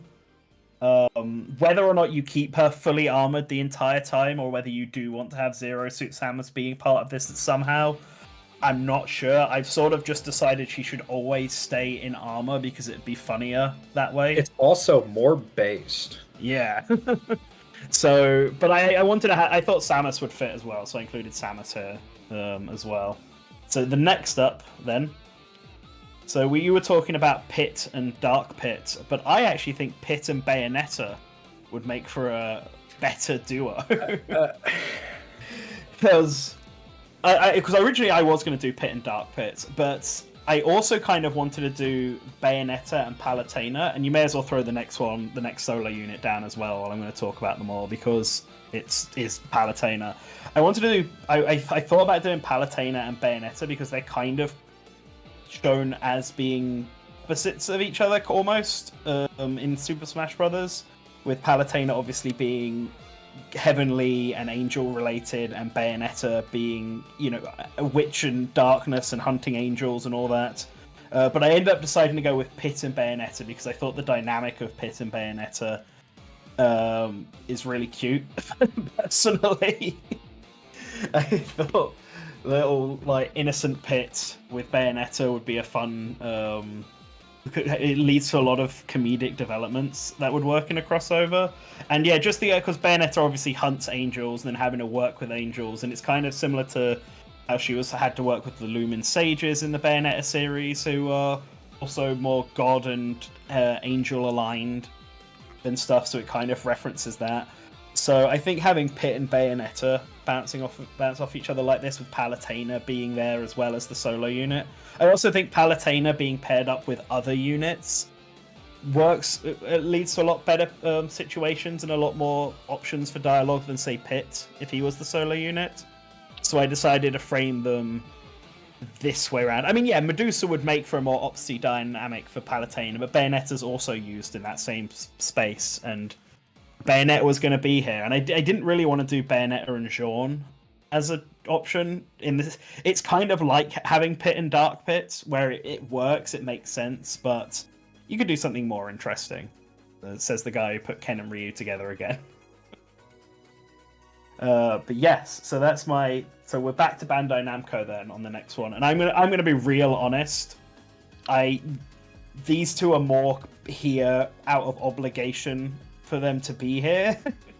I'm just like you, Creeks. I don't really know anything about the Sakura Wars series, but I know it's big, and I know it's big for the Project Cross Zone series, so I had to keep them together. And I also knew that Dot Hack is big for the Project Cross Zone series as well, but I know nothing about Dot Hack at all.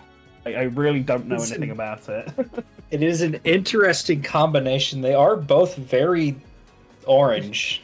Yes. This was the last pairing. This was the last one I came up with because I did want to include them both somewhere. At the very least, I definitely wanted to include Kite because of Dot Hack. But I just didn't really know how else to pair them up, and I have no other thing. If I was a braver soul, I probably would have just cut them both and come up with an idea that was just as good as Taizo and Toby, but alas, here we are. So yeah, I've put Kite and Gemini together just because. All right, 20. We're on 20 now, right? Yeah. Yes. Yes. Valkyrie also gets to stay because I also like Valkyrie a lot, and they are a constant in these series. And yeah, I don't really have any other reason. I just think Valkyrie's cool and should stay.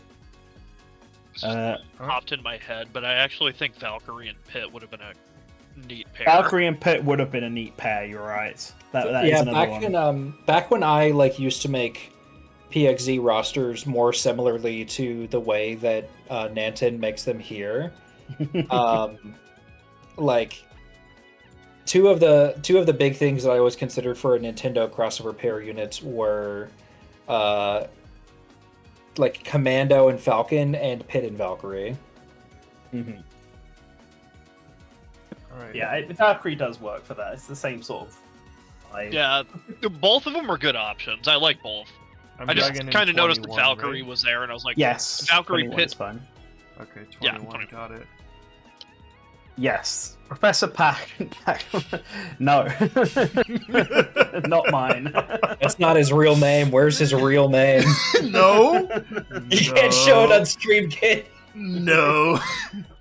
Lord Vader isn't a Bandai rep. He's a Sega rep. Silly. True. It's a crossover.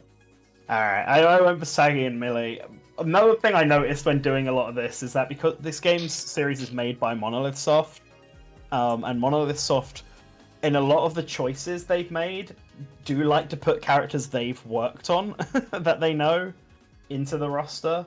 And Baten Kaitos hasn't actually been in the series yet. And I thought with the new game, well, not the new game, but with the port, both of the games coming out this weekend, if anyone who didn't know, I thought having a Baten Kaitos pairing might be a fun choice.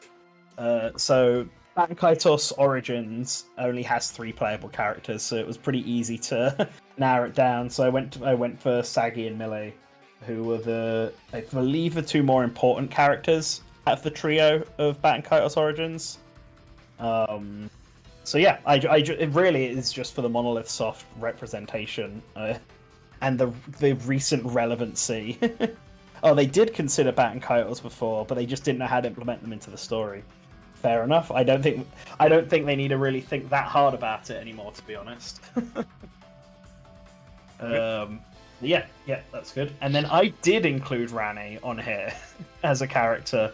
So I wanted an Elden Ring character on this roster as well.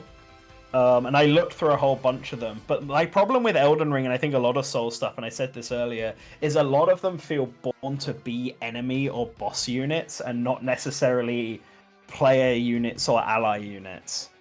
Yeah. But when I was looking through all of them, Rani is like one of the ones I know who is the most popular. And I've not played Elden Ring, so I don't properly know, but I know that she's a witch. I know that she's an ally. But I know that there was stuff that she could potentially get away doing if she was a solo unit. And I thought she would actually fit quite nicely into this because I don't know if you've seen the Elden Ring manga series. I am very aware of the Elden Ring manga series. So I thought that series has quite a gag-heavy, humorous tone that I thought that you could probably get away with including Rani with that same sort of vibe here. So she was here because I thought a popular Elden Ring character, and I think she could work as a solo unit, not necessarily as a paired, like you've done with Blade. But yeah, so I threw Rani here. Okay. We're going on to Capcom now. Capcom again. So I also went for Leon and Ada because that just feels like the most natural Resident Evil pairing next up. Now the Resident Evil remake is the big thing. Absolutely. Well. Absolutely. Yeah. This is what they would do. I did what they would do. Yes, this is true. But I don't know, because I don't have much else to say. This just makes sense. But for the solo unit, I decided that I should probably also keep Mr. Boulder Basher in this game somehow. That the boulder punching asshole? Yes. Chris has definitely down special. Chris has definitely gotten a bit more of a solo vibe now, thanks to Resident Evil 8. And so I thought, because Resident Evil 8 is technically the next mainline one along, I thought I should have something from 8 here. And while you can also have bosses and stuff from 8, put in there and then Chris as the solo unit to be on the side. Be on the player side. I think that worked to me, so yeah, Chris Redfield is the solo. Next up, yes, Barbenheimer, classic Capcom rep. How many of these do you guys have? Yeah, quite a few. I have a lot of these made. Okay, X and 0. So I just kept this also the same. Mega Man, I felt should be here as well in some form, and this is how they had done it in both Project Cross Zone games. So I just decided to keep it. It didn't really change much on there. So yeah, X and 0. But next up, I also have. Oh my god! The propaganda is taking over. So originally, I was actually going to put Lynn and Sissel from Ghost Trick as a solo unit. But then I remembered that Herlock existed, and I decided that he had to be here somewhere. And I thought he made more sense as a solo unit, and I had already decided most of the roster by this point. So.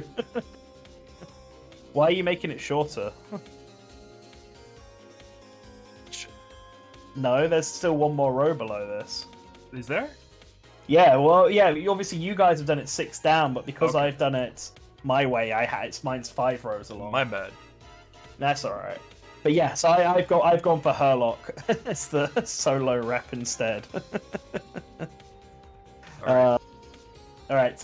Back onto Sega, and yeah, like I said, I don't really know a lot about Sakura Wars. I did contemplate putting something from the reboot on here, but I felt like you had to have the original Sakura. And funnily enough, Sakura and Erika haven't been paired up yet, despite them both being in Sakura Wars 4. and being sort of like on the box art together and sort of paired there. So I thought, all right, I'll put Sakura and Erika together this time. So now Sakura's been with every pair in the Sakura Wars series. The other Sakura Wars character, whatever the guy is called, he's just been cut. He's gone. F in the chat for Ogame. Yeah, and the solo unit is Ulala, because Ulala has also been in every single every single, it's 2, has been in both Project Cross Zone games, but she's one of the few solo units to get that, to be that, so I kept her again. She's also, she fulfills the Valkyrie and Captain Commando function of being the assist that calls out old arcade characters from that company. I just transferred that over to Segata on my roster whenever I had to cut Ulala because I forgot Bayonetta existed. I kind of wish I'd known that, because then I probably wouldn't have cut Captain Commando from my side of the roster. No. But here we are. And I might have done something similar on the Nintendo side, but oh well. Right. Yeah. Right. So next up for Sega, then. Yo, are we bringing back Yakuza Dead Souls? It's Kiryu and Majima.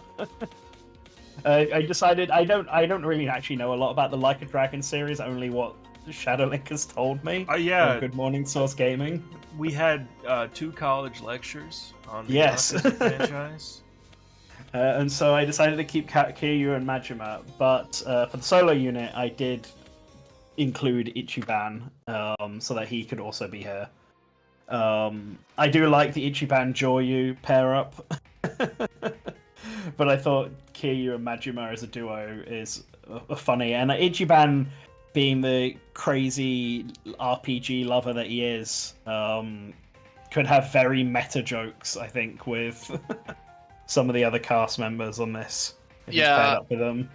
I was really gunning for a Ichiban crossover with, like, I don't know, a Tails character, like just a RPG character. Yeah. Because I love that dynamic. Yes. It'd be great. Creeks, do you want me to show the chat Akiyama and Leon?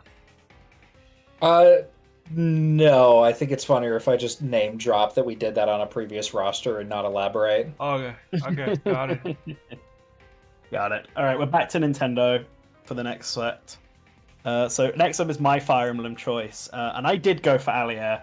And this is mainly entirely because I realized this gave me a reason to put Marth in the game, who I felt like should be here, and then with Marth I could have Allier, who's obviously the current protagonist. I admit it isn't as interesting as Dimitri and Edelgard, but I felt like this was a bit more relevant and a bit more series invoking. Yeah, when I saw you post this one, I thought this one was a really smart choice. Like, none of us even considered this before, but that's like just a really solid option. I considered it. I just thought it was the bad ending. Fair enough. What, you don't like brushing your teeth? I went with female Allier as well because I thought that really fit Project Cross Zone more, even though male Allier, I guess it's really inconsistent which one they like to use as the main one, to be honest. But yeah, female girl Allier is here. And then the next one, I went for Akira from Astral Chain as a solo unit. I think this one also fits the Project Cross Zone sort of style. I didn't know whether I should do Akira or a different character from Astral Chain, like one of the other officers. Should have done the dog. I think you should have done I did consider the dog. It's true. I didn't do Astral Chain to completion. I don't remember their names. Never mind. Yeah, I did consider doing the protagonist as opposed to Akira, but the protagonist, while they do technically speak, is silent for most of the game, whereas Akira actually does have a personality and stuff. They only speak in the epilogue. Yeah, I was which is so upset. Really weird. I complained that entire game. Like in my critique for it, I complained that there are so many scenes where they should say something, and then literally after the game is over, they start speaking. So dumb. That is very weird, but because of that, Akira has a bit more of a personality going on. has their own thing. So I decided to include Akira. I almost included the guy from outside of the city. I think he was your favorite character in the game. Yeah, he was the one that I actually liked. Yeah, but I think he'd probably make more sense as the enemy unit that shows up that you fight, a boss character as opposed to being playable. So that's just how I envisioned him. Yeah, Officer Howard is the protagonist character. Akira Howard is their sibling. Yes, Akira is whichever gender you did not pick.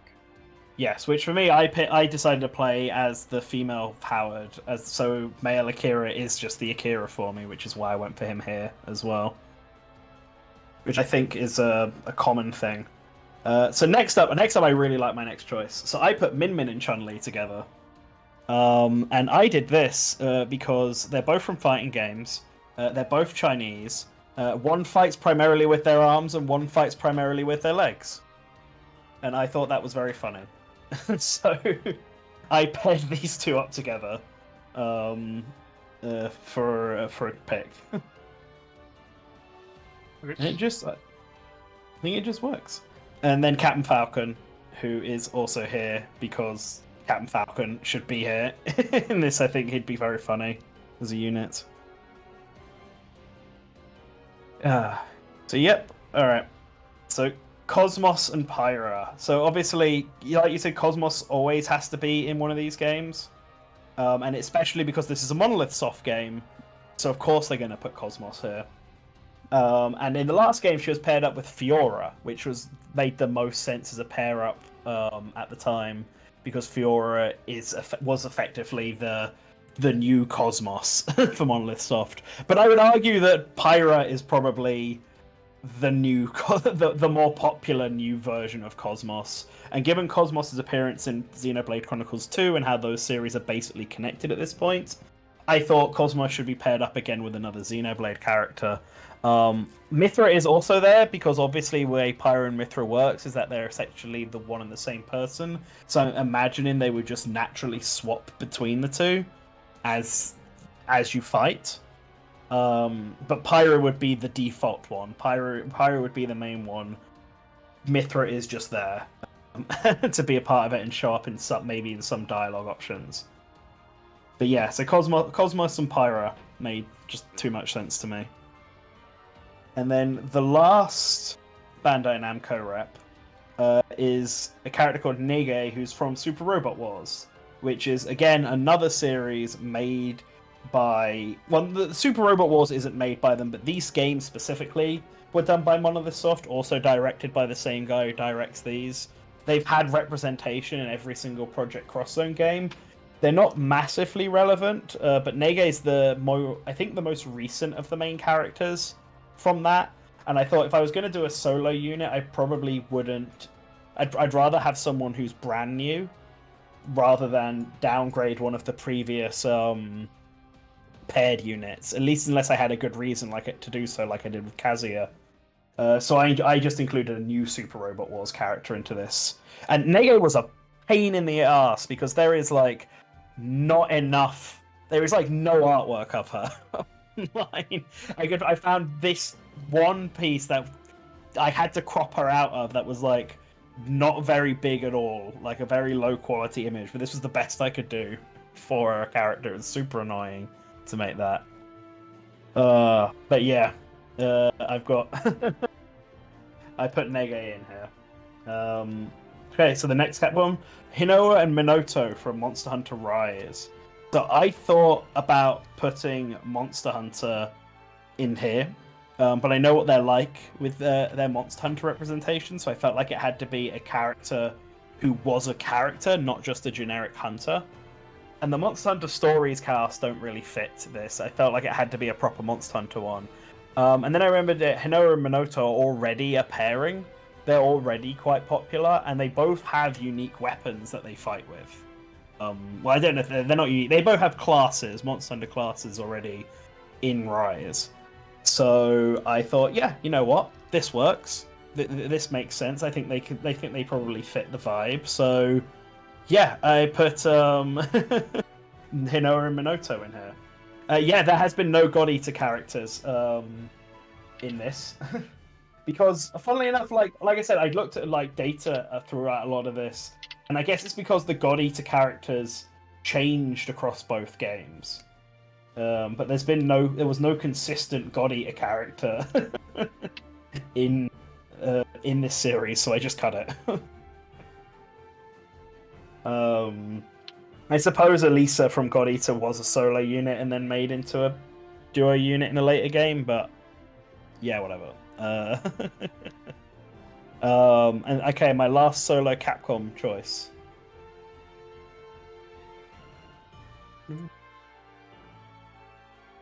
Oh, Shadow Link? Flink? You good? Sorry, I had to do a little bit of damage control because you didn't think when you sent that message.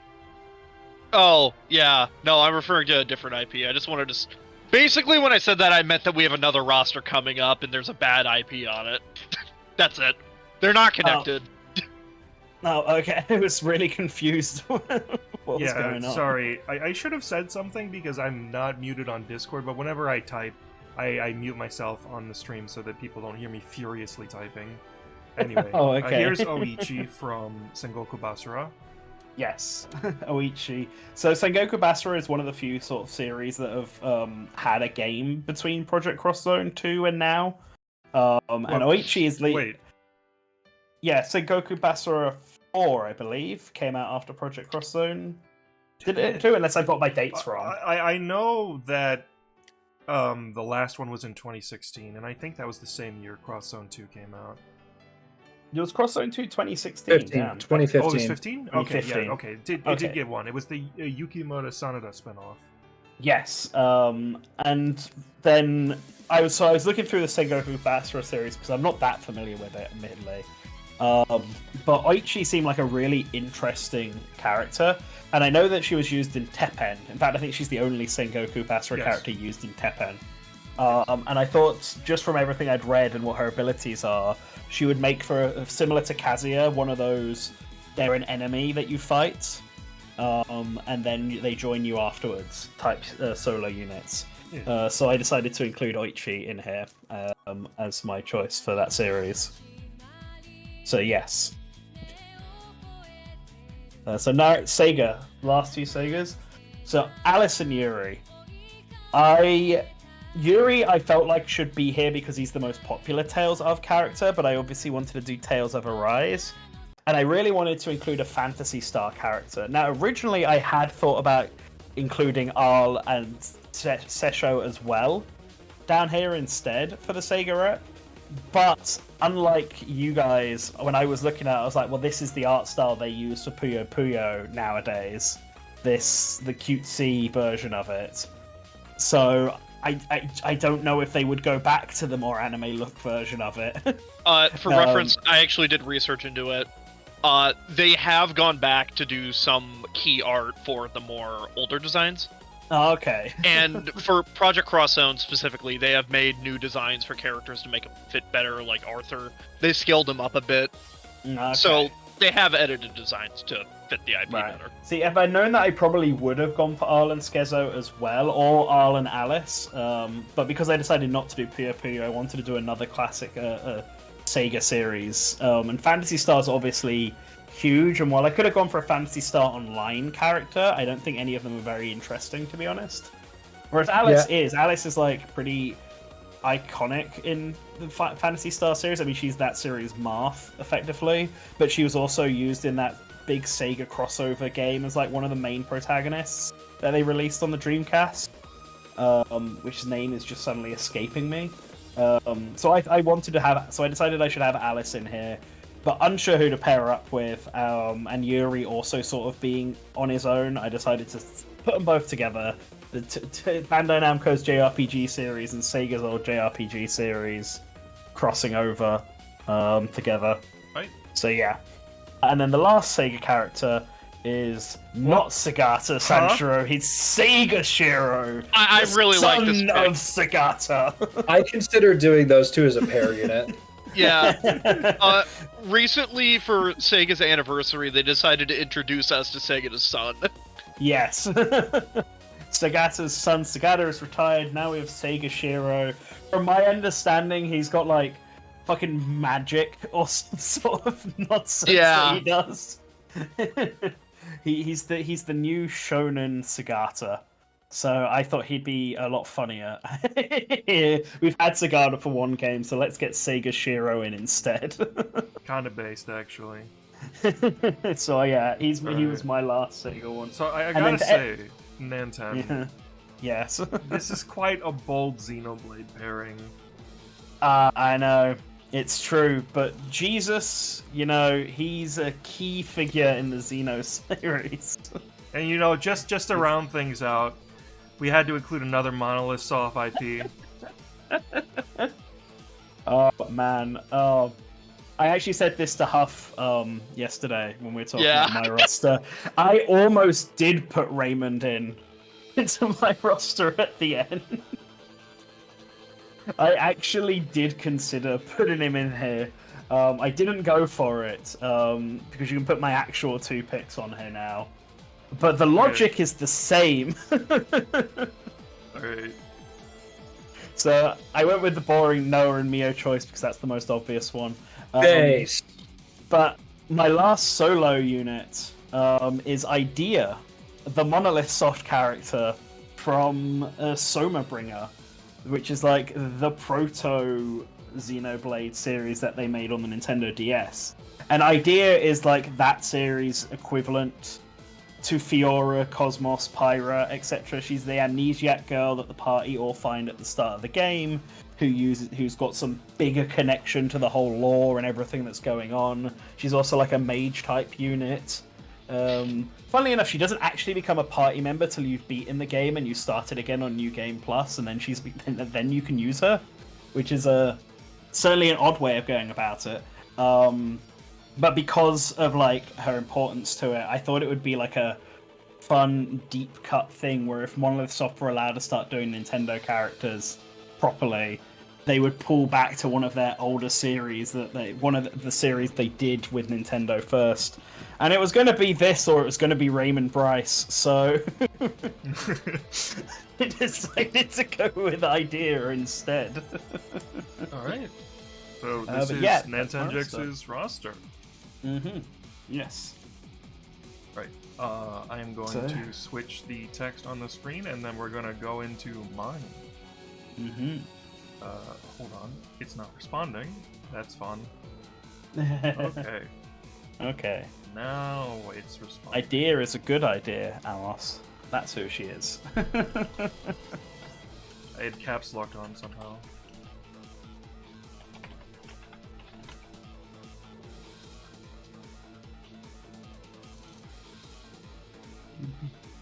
I mean, Wii Fit Trainer would have been very funny, but I don't know if it necessarily fits. Okay. I mean, I guess it could do. Here we go. I did really want to put an Ash character in. I mean, if I had more slots, I might have put an Ash character into this from the Nintendo side. But that is like less. It definitely fits the theme of Project Cross Zone, but it's a lot less relevant, and also not. I think it is fully owned by Nintendo, but it's Mistwalker made that game, so I don't know how it is rights-wise. Anyway, sorry, I just saw the comment, so... Yeah. Our first character is Reiji and Jalmu. Shocked. We've talked about them for a while, and for the solo, we have Cosmos. Okay. Yeah. So we're starting off with a controversial solo unit, because I didn't want to put her with anyone, so we just put her on her own. Fair enough. So, now we move into our Tekken reps. Oh boy. I chose this one. We're setting the tone. Okay, so in Project Cross Zone 2, they explicitly chose characters from different points in the timeline, and I wanted a good pair. I wanted to do that here. So, like, Heihachi and Kuma are set way back at the start of the series, and the later characters from Tekken are going to be from more modern games. I just really like that aspect that they tried to go for in the Yeah. previous games, and I wanted to gun for it a bit more. For anyone unaware, Kuma can speak. When they speak in Tekken, they have subtitles. You know what they're saying. Everybody except for Heihachi does not know what they're saying. It's very funny. Actually, I don't think that's true because other characters react to what Kuma says in the other do Tekken they? games. That's funny. It's Yes. very inconsistent. Sometimes they do, sometimes they don't. Does Panda not understand Kuma? Panda does, but she wishes she couldn't. All Yes, right. Paul, I believe, is one of the few characters that we definitely know does, but there Okay. are... It's inconsistent. It's inconsistent. For the solo unit, we have Shanghua from Soul Calibur. I like Nice. Shanghua. She is, I believe, it's been a while since I've played Soul Calibur, but in the new timeline, at least, she is the sealer of the Soul Calibur. And so she's very important. She's one of the main characters. Originally, I wanted to have Keelik and Shanghua together as a pair unit. However, I would like everybody to know we decided we would have 21 pair and solo units for everyone. I messed up the math so bad that I added 2 extra rows to each of the companies except for Nintendo. So we had to make some cuts in the in like halfway through when we were done, and we already made our choices. So there are some unfortunate losses from that. I think one of the major ones is I wanted Gemini to be here because I really like her, but she could not fit, unfortunately. Yeah. But we'll get there when we get there. Let's start with Virtua Fighter for Sega. Yeah. When we made those cuts, I want it to be known, I made like 5 icons for slots that were decided by them. And yeah, we just didn't have them because those were the ones that we ended up cutting. Wouldn't it be more consistent if we just did Sega Third? Oh, that's right. No, Yes. I forgot. I forgot I was switching them. That's my bad. All right, Street Fighter and Rival Schools. We have Chun-Li and Akira. Aha. So we both had the Akira idea. Yeah. That's why we did the FYI. I saw somebody complaining that the wide Chun-Li slot was using the 5 render. This is why I wanted them to match. Yeah. Yeah. And oh, go ahead. Originally, we had Sakura and Akira because that just works a little bit more. But again, we had to make some cuts, so we swapped it to we Chun-Li. had to trim some stuff. Yeah. And our solo unit is Mr. Luke Sullivan himself. He's a gamer. That's True his facts. personality. All right, so we're moving into Devil May Cry. For those unaware, Devil May Cry is one of my favorite franchises. If you don't understand what I did, you're a fake fan. All right, so for the pair unit, we have Nero and Virgil. I think they work really well together. They are like incredibly. They would have a really good dynamic because they already bicker so much with each other at the end of 5, and they could also work through their like father-son issues. It would be very fun. Oh, yeah. The Jin Kazuya of this game. Yeah. So our solo unit is going to be Dante. This was the first one that I decided on. But it's not going to be DMC5 Dante.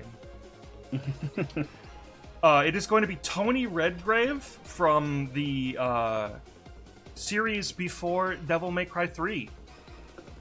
That is an interesting choice of... What's your reasoning? Go on. It would be funny. Oh, okay.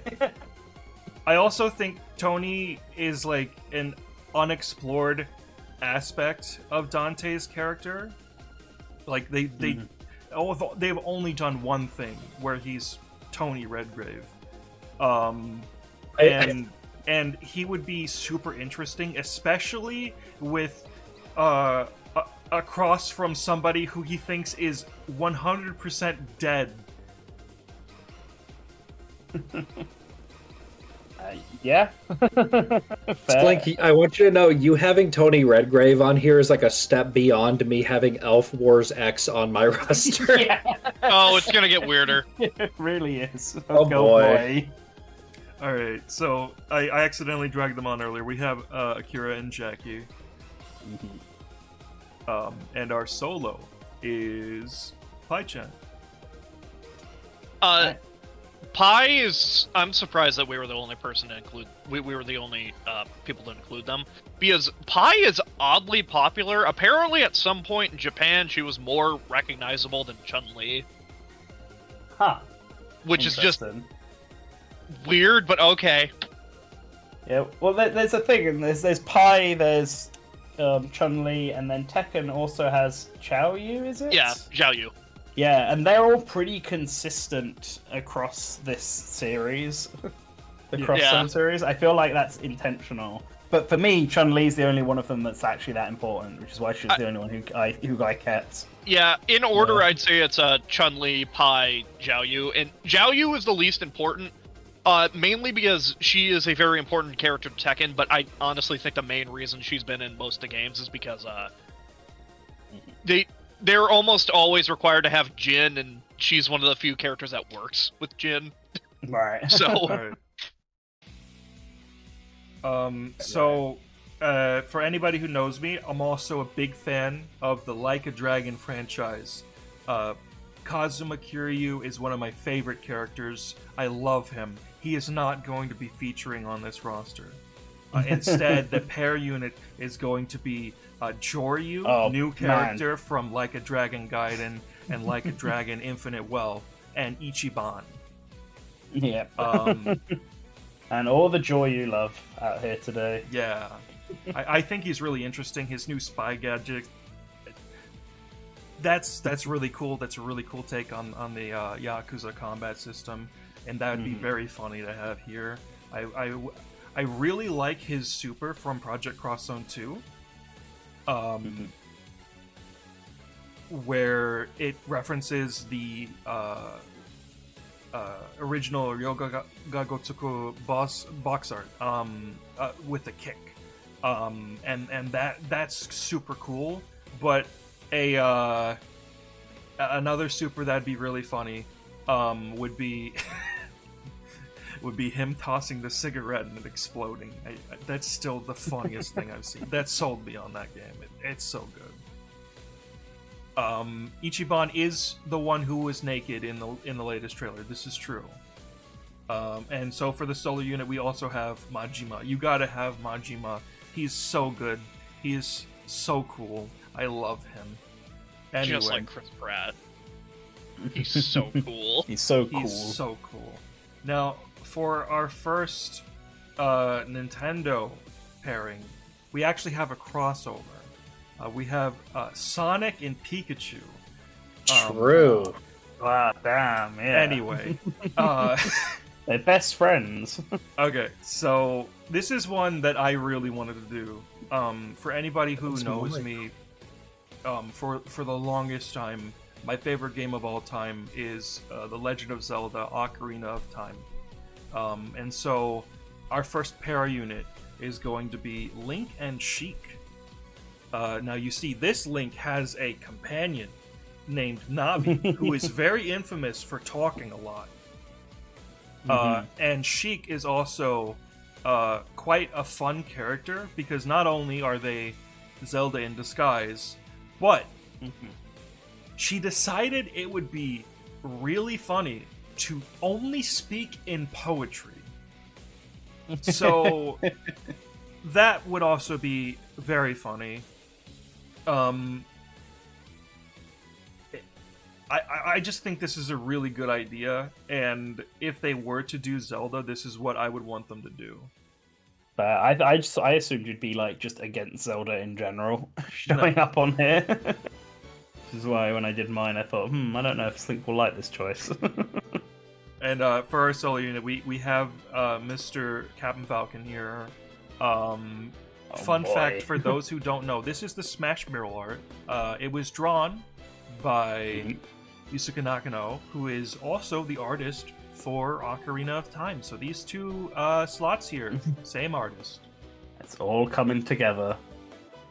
Akudori. Alright, so now we're heading back to Bandai Namco, and we're getting our Tales of Pair, which is Alphen and Yuri.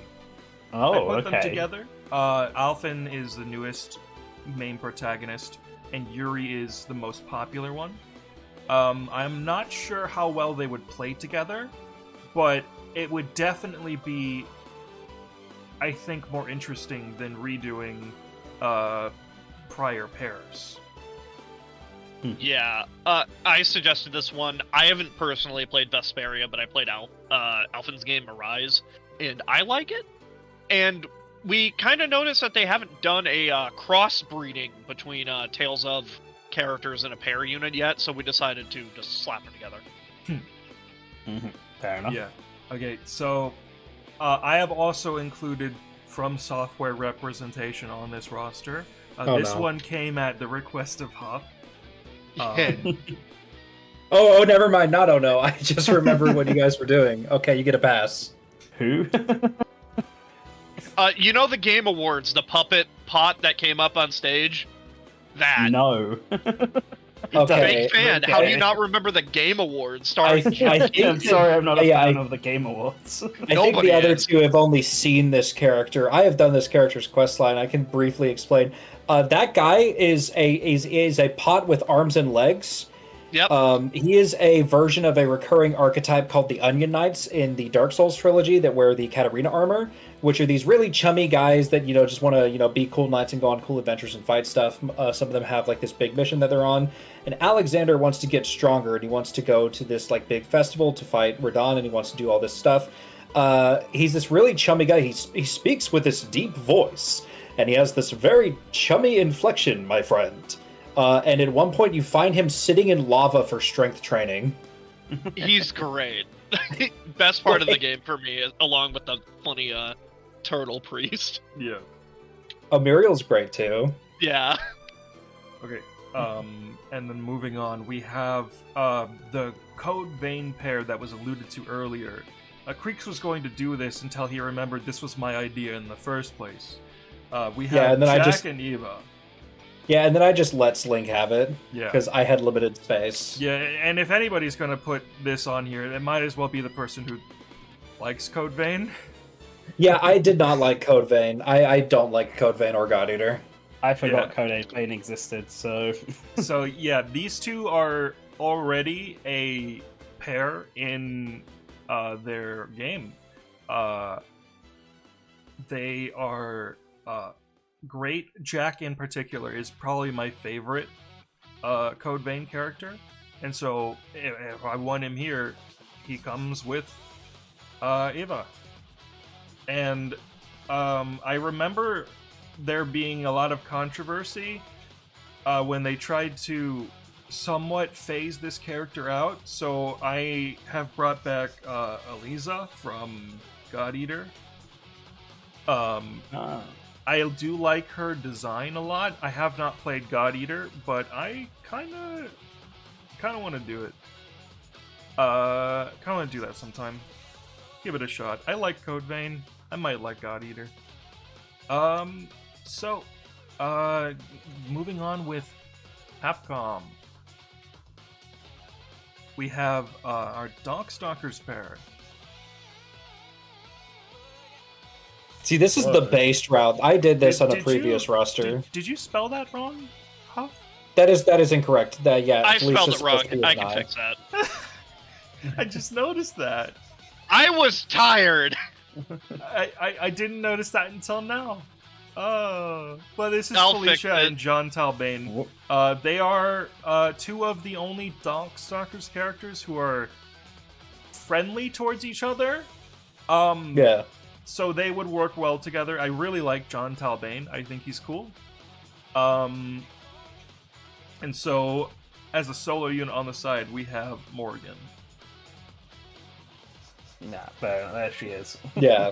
I would have done, like, Felicia and John Talbane is a pair unit I would have done for Darkstalkers if I didn't feel like Cosmos and Morgan need to be a part of pair units, so I felt the need to use them in places. Listen, the first thing I did was take Dante out of a pair unit. I could do anything on this roster.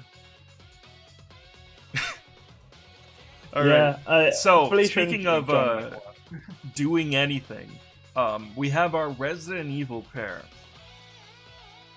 Chris and Wesker from the middle of Resident Evil 1. Interesting choice. Bold. This is before Wesker reveals that he was the traitor all along. So he has to work with Chris and overcome whatever the trials of this game may be.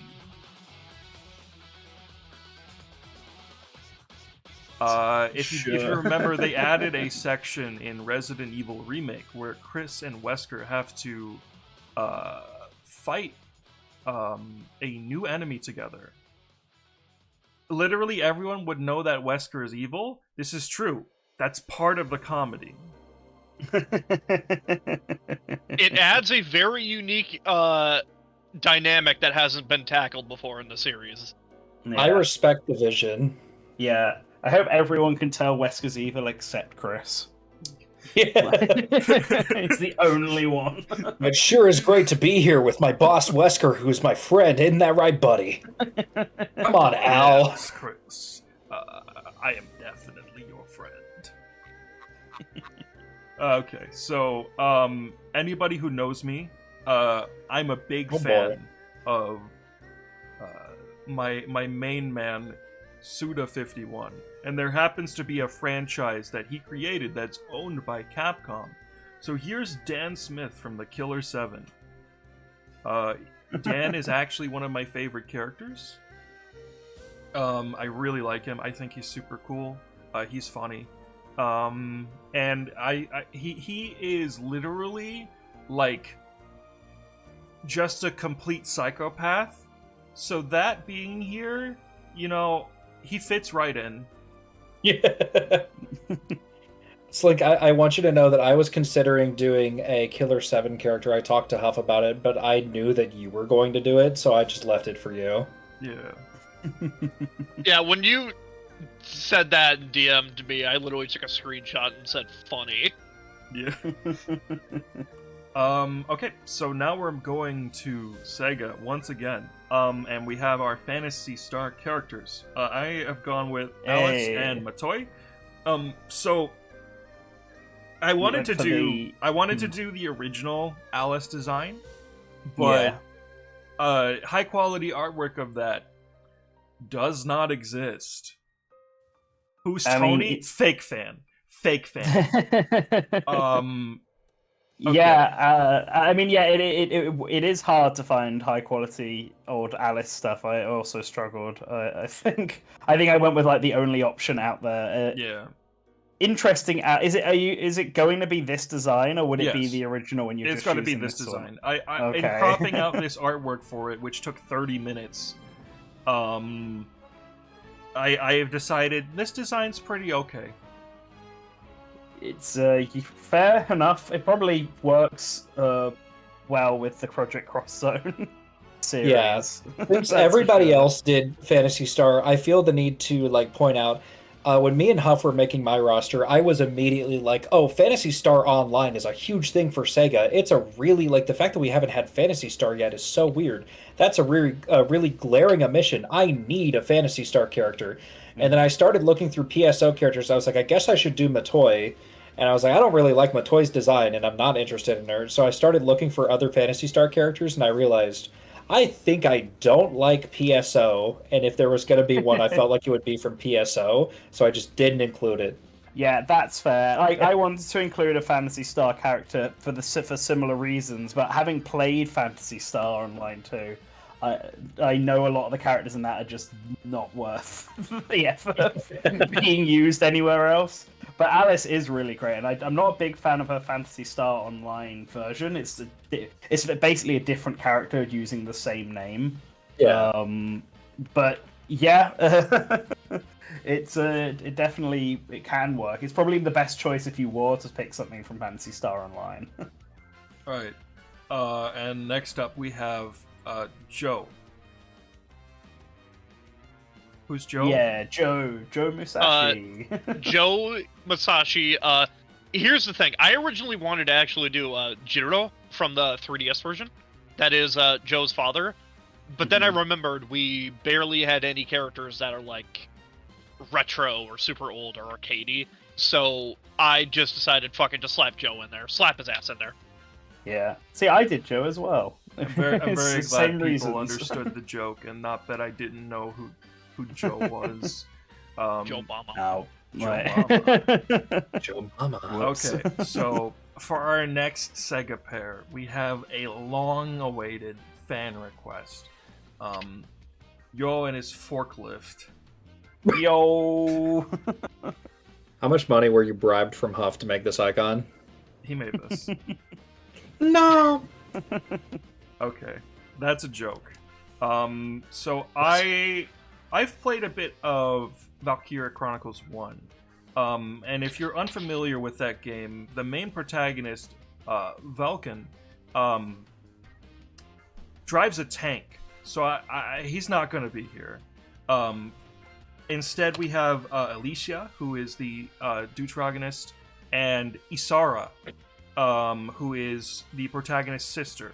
And they have a pre-established friendship already before the events of the game. So they work quite well together. And they would be fun. I like both of these characters. I think they are cool. And Huff, you're gonna have to help me on this next one, because I looked it up. I said, oh, this looks cool. This would fit right in. I did not look into what this game was. This is Fina from Chain Chronicle. Yeah, I have a friend that's a big fan of this game, and he's currently overseas, so I tried asking him to be like, hey, tell me what this character is about, so I'm not talking out my ass. And, they didn't get back to me. So, she is I did some research into it myself. This is the deuteragonist from Chain Chronicle, and I believe that she is just overall the most popular character from the IP as a whole.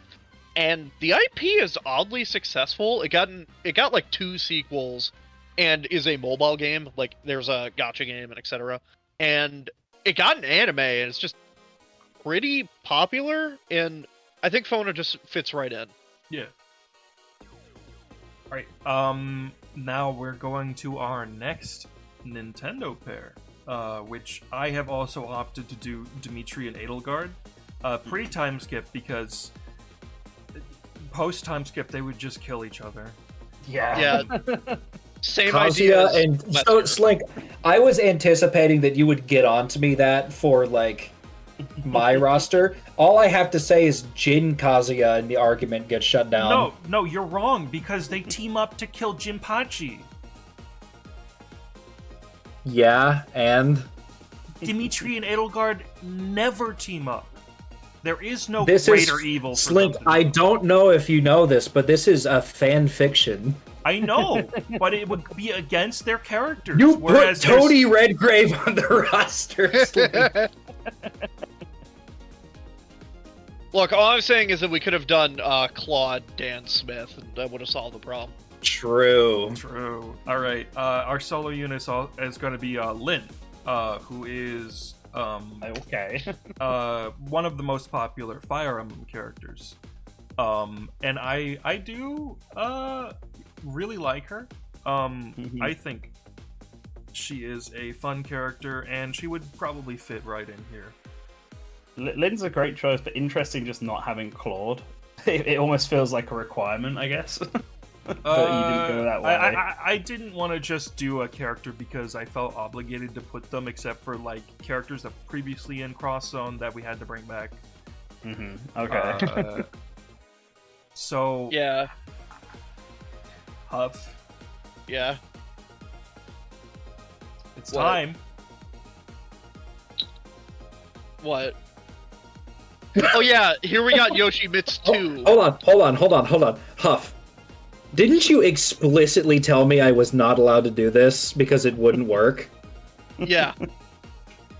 Oh wow! He told you that, I think, because we already did it. Oh Yeah. my At god. that point, we had already done it. Yeah. So that means both of us were going to do this. Yes. This is a great choice. Yeah, I actually forgot about Yoshimitsu entirely. Yeah, so when I was for doing those mine. unaware, Yoshimitsu is the title of a character who exists both in Soul Calibur and Tekken. They are two different sets of characters. Yes. In Tekken, it is a line of characters, and I want to say in Soul Calibur, it's the same guy every time. But I'm not Except there's for 100% two in Soul sure. Calibur. Oh, Except five? for 5. Yeah, 5 is the second one. 5 isn't Yeah, real. there's two. Unfortunately, it is real in this series because Natsu was here. Oh, Yeah. no. Anyway. It's more real than any other Soul Yeah, Calibur. so this is not the funniest pair that we have on this roster, but it's quite up there. Yeah, it's gonna get fucky. If I remember correctly, even though this doesn't make sense, Namco is insistent on the lore being that like Soul Cal and Tekken are connected and they are Yeah. like the ancestor and Yeah. descendant of each other. Yeah, that's how I'd seen it. Which So- does not make sense for those universes to be connected, but if Namco says it, then I mean, Hey, who knows? Maybe the Gotta Devil be Gene true. is somehow connected to Soul Edge. Who knows? Watch it be just a reboot as canon. oh, that'd be so funny. The failed reboot. Okay. But anyway, So our solo unit, I got a DM like when we'd already finished the roster that both Huff and Creeks told me to do this character, and I decided, yeah, I'll do it. It's on brand. So this is Rick Taylor from Splatterhouse. I'm not using the reboot design because I like some things about that game. His design is not one of those things. I like his design in that game. I think it's funny. I like the I will mask. say- I like the new mask. That's it, though. Oh yeah, new mask is really good. I will say to everybody out there, if you are unaware of the Splatterhouse reboot, please go look up a video on it, because it is one of the most confusing video games I've ever played. It rapidly alternates between being one of like the most interesting action games ever made and complete garbage. Yeah, it's so funny. Not even it starts one way and then ends up the other. It rapidly alternates. Yes. Rapidly alternates between rooms, even. Yeah. Yes. There are so many Interesting. parts of the Splatterhouse reboot that I adore, and then there's the rest of the it. game. Yeah, I am really glad that Slink went ahead and did this because like this happened because me and Huff were talking about it and I was like, yeah, I really want to do Rick on my roster. I think that'd be really cool, but I didn't have any room because I already picked out all my Namco slots and we were just like, Slink probably doesn't care about that many Namco franchises. We could probably just ask Slink to do it. Yeah, we ended up cutting Dot Hack for Rick because I like Splatterhouse. I forgot Splatterhouse was an IP. Yeah. One thing that I would like to just point out here. I forgot what I was going to say, never mind. All right. So our final Bandai Namco solo unit is Valkyrie. I am well aware of the tradition, so she is still here. Did you Sorry, remember what you were saying? Yeah, I remembered. Just to give a quick summary of what happened with the Splatterhouse reboot. Basically what happened was they hired a team to make it, and they kept talking to Namco, being like, hey, this is what we're doing, this is what we're doing. They kept sending them, they kept sending them, like, progress reports and a little bit of slices of the game to be like, hey, this is how the game's going. All of that was a lie. Yeah. None of that stuff ended up in the game. They were making the most absurd bullshit ever. Yeah. Anyway, continue. Yeah. In case you're aware, in case you're not aware, Bandai Namco literally took the development team off of Splatterhouse and just did it. They finished the game in-house because they were just doing nothing. So our crossover for Bandai Namco is Jin and Ryu. This is specifically Jin before he starts World War III. because I don't think after that, I'm pretty sure Ryu would not associate with him. Yeah. Yeah, probably not. The idea behind it is, do you remember Marvel vs. Capcom Infinite with the Hulk and Ryu, where the Hulk is trying to help Ryu get over the Satsui no Hado? Yeah. Kind of the same thing, but now Ryu is the mentor to Jin. Yeah. Trying to get him over his Devil G control. Yeah. That's a really cool idea. Speaking of really cool ideas...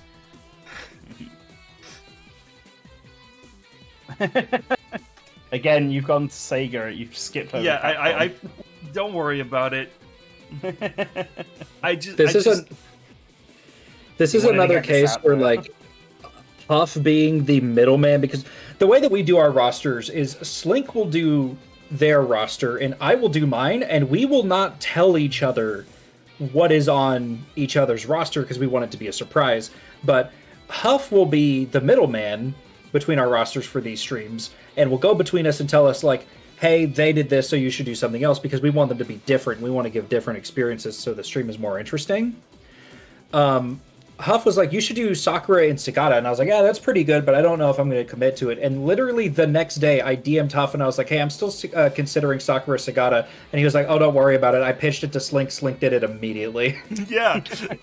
They suggested the idea, prefaced it with, I know you're probably not going to like this, but... And I went, I'm sold.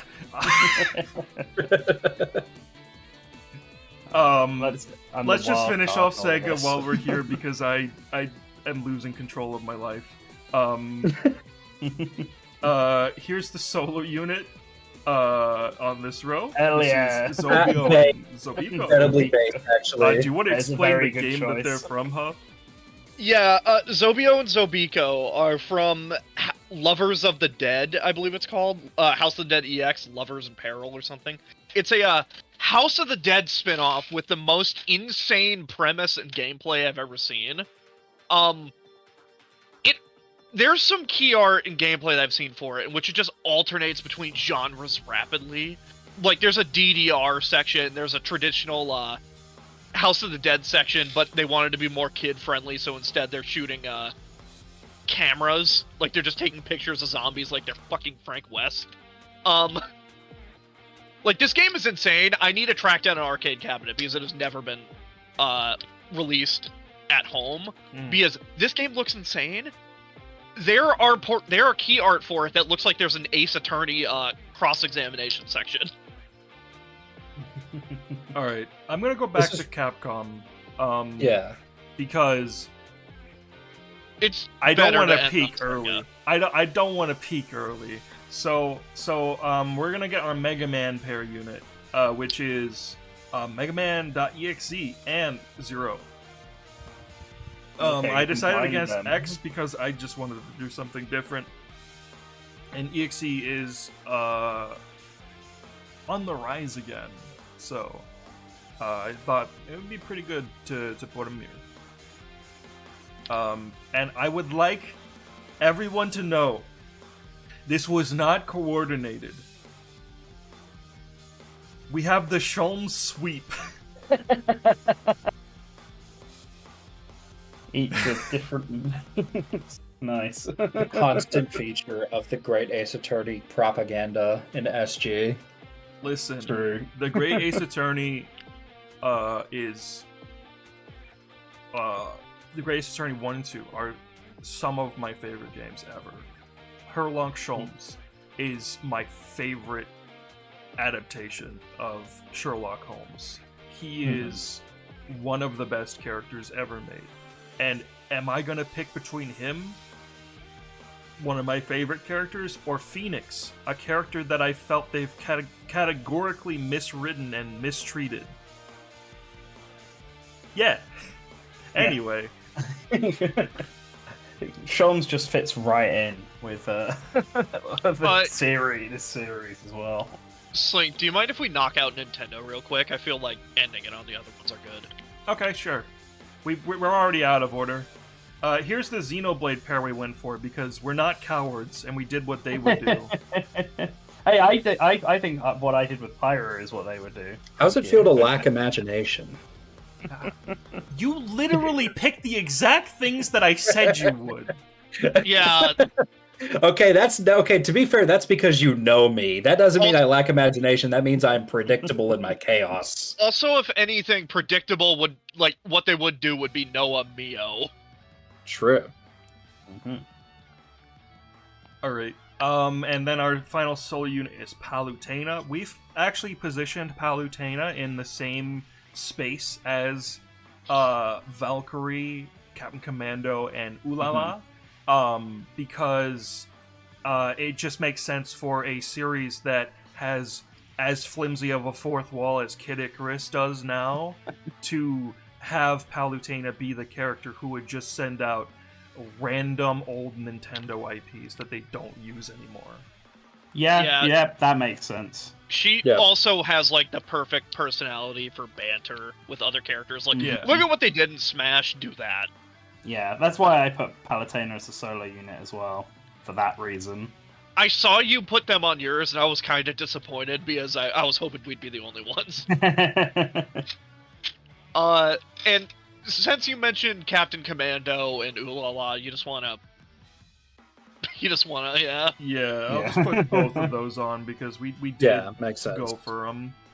Yeah, I'm starting to think I should have had Captain Commando on mine now instead, now that I realise what his role is. Should have got rid of Chris. Alright, let's finish up the Capcom column. Yeah, so for our crossover pair, we have chosen Frank West and Adam Hunter. Nice. Yeah, I like Streets of Rage. Adam is a police officer, and Frank is a investigative journalist, so they can kind of work together. If it makes you feel any better, you could position it as being Frank before the events of the game, so he's not zombie-pilled anymore, or whatever. Early journalists, Frank. Shit, we should have done Zombie Frank. No. We're not doing Dead Rising 4 Frank. Okay, do you mind if I give a quick lead up to this one, right? Go right ahead. Okay, so this is the last slot that we have in general, and in general, Tales of is a very important and popular series for Namco. And one character that I've seen a lot of in recent years, and going beyond her game to the point where I've seen her probably more often than I've seen Alphen or Lloyd. The only character I've seen more content for as of late is Yuri. So I just kind of got it in my head that she is one of the more popular characters from her IP. You mean Velvet? Yeah. Velvet is one of the more popular characters from Tales of, to my knowledge. And I think that she is one of those characters that is perfect for representation in this game. So, do you just want to drop it in? Alright, I need to give more lead-in. So, we were set on doing Velvet, but we didn't know who to put Velvet with.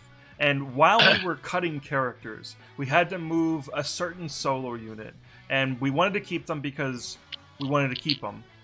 So Huff just, like, slapped this solo unit with Velvet. And I just went, are you sure about this? What connection do they have? I read about Velvet just a little bit, and I was like, Huff, you accidentally made a pairing that works. Anyway. Oh, wait. Just to address something I said in the chat. I said in the chat, fans of a certain bad series are in for a... Oh, boy. happy ending. Here is your happy ending. Fuck it. Who? Who? Congratulations, all the one Altered Beast fan. Go fuck yourself. Alright, so for people who don't know, Velvet fights by absorbing the energy from her enemies. And she is, like, cursed and corrupted. So is the Beast Warrior from Altered Beast. I could not believe this worked when he put it on there. I literally was like, we gotta find somebody else. But I indulged. I read about Velvet, and I realized, oh my god, this actually works. So for those of you who are unaware, this render of the Beast Warrior is from the GBA Altered Beast game, which is somehow worse than the original game. And I had to play that to get this image for this slot. I will Never say we don't commit to the bit. Yeah, I will say it was not the worst game I've played this month. It was only like the third worst game I've played this month. But you know, still not a good experience. I was talking to Huff about the process of ripping the sprite from that game. And he was like, "Oh no, it's Altered Beast. You transform multiple times in a level. I mean, it shouldn't be that hard to get." And I said, "Huff, it has been 10 minutes and I have not gotten a single power-up." That's the GBA Altered Beast game. It sucks. Altered Beast is the worst IP I've ever indulged in. But Huff, you're a Danganronpa player. No, I'm not. I hate Danganronpa. All right. This is the last roster we have finished. Yes. Thank you to everybody for watching, and I hope you all enjoyed the stream. Yes. We used Puyo Puyo on one of the rosters. Yes. We will be And it was posting based on these. Compile Era. Yes, we will be posting these rosters later to our Twitter account, which is All Source Gaming. Link is in the description. We're not calling that site the other one, the name that it is called. That they want us to call it. Yeah, it's dumb. So yeah, go to there, vote on your one that you like, and stay tuned for whatever we'll announce as the next potential lineup of rosters for people to vote on. We'll have a poll go up in the community tab at some point. Yeah. Before closing out, I was actually going to make this nomination for us. How do you feel? There's 4 of us, so you can put 4 people on a poll. How do you feel about all of us just picking one thing for the poll? Yeah, because right now 2 of the options are going to be PlayStation All-Stars and Shonen Jump. And I'm the only one who's equipped to do this stream because I have 3 monitors. I have no interest in either of those. I will do them if they win. I do it for the fans. But I would like to propose something that I would like to do. Yeah. Yeah, I mean, I do want to do those 2 at some point. I can always take over hosting if need be, because I also have the multi-monitor setup going on my end. I have 2, sometimes 3 if I just pull it out. I just have to plug it in. Okay. But I've got other stuff on my desk right now. But I can get the 3 monitor setup if I need it. Okay. But I'll walk you through it if it ends up being that. Yeah. But yeah, we'll have 4 options on there. So. All right. We'll go for something else. Again, thank you all for watching. I'm gonna throw up the credits now. Actually, does anybody have anything they want to say before we go out? I'm debating whether or not I should change my .hack choice because it feels kind of half-assed after looking at everything else that happened here. Well, that being said, also remember, not only are we going to be posting these to the Twitter later, for everybody that is just now joining, didn't get a good chance to watch and catch up with the stream, but below that, look in the replies of that tweet because there will also be a poll that you can vote in that will allow you to choose which of these rosters here today you think is the best one. Yes. So just keep a lookout for that when the tweet goes up.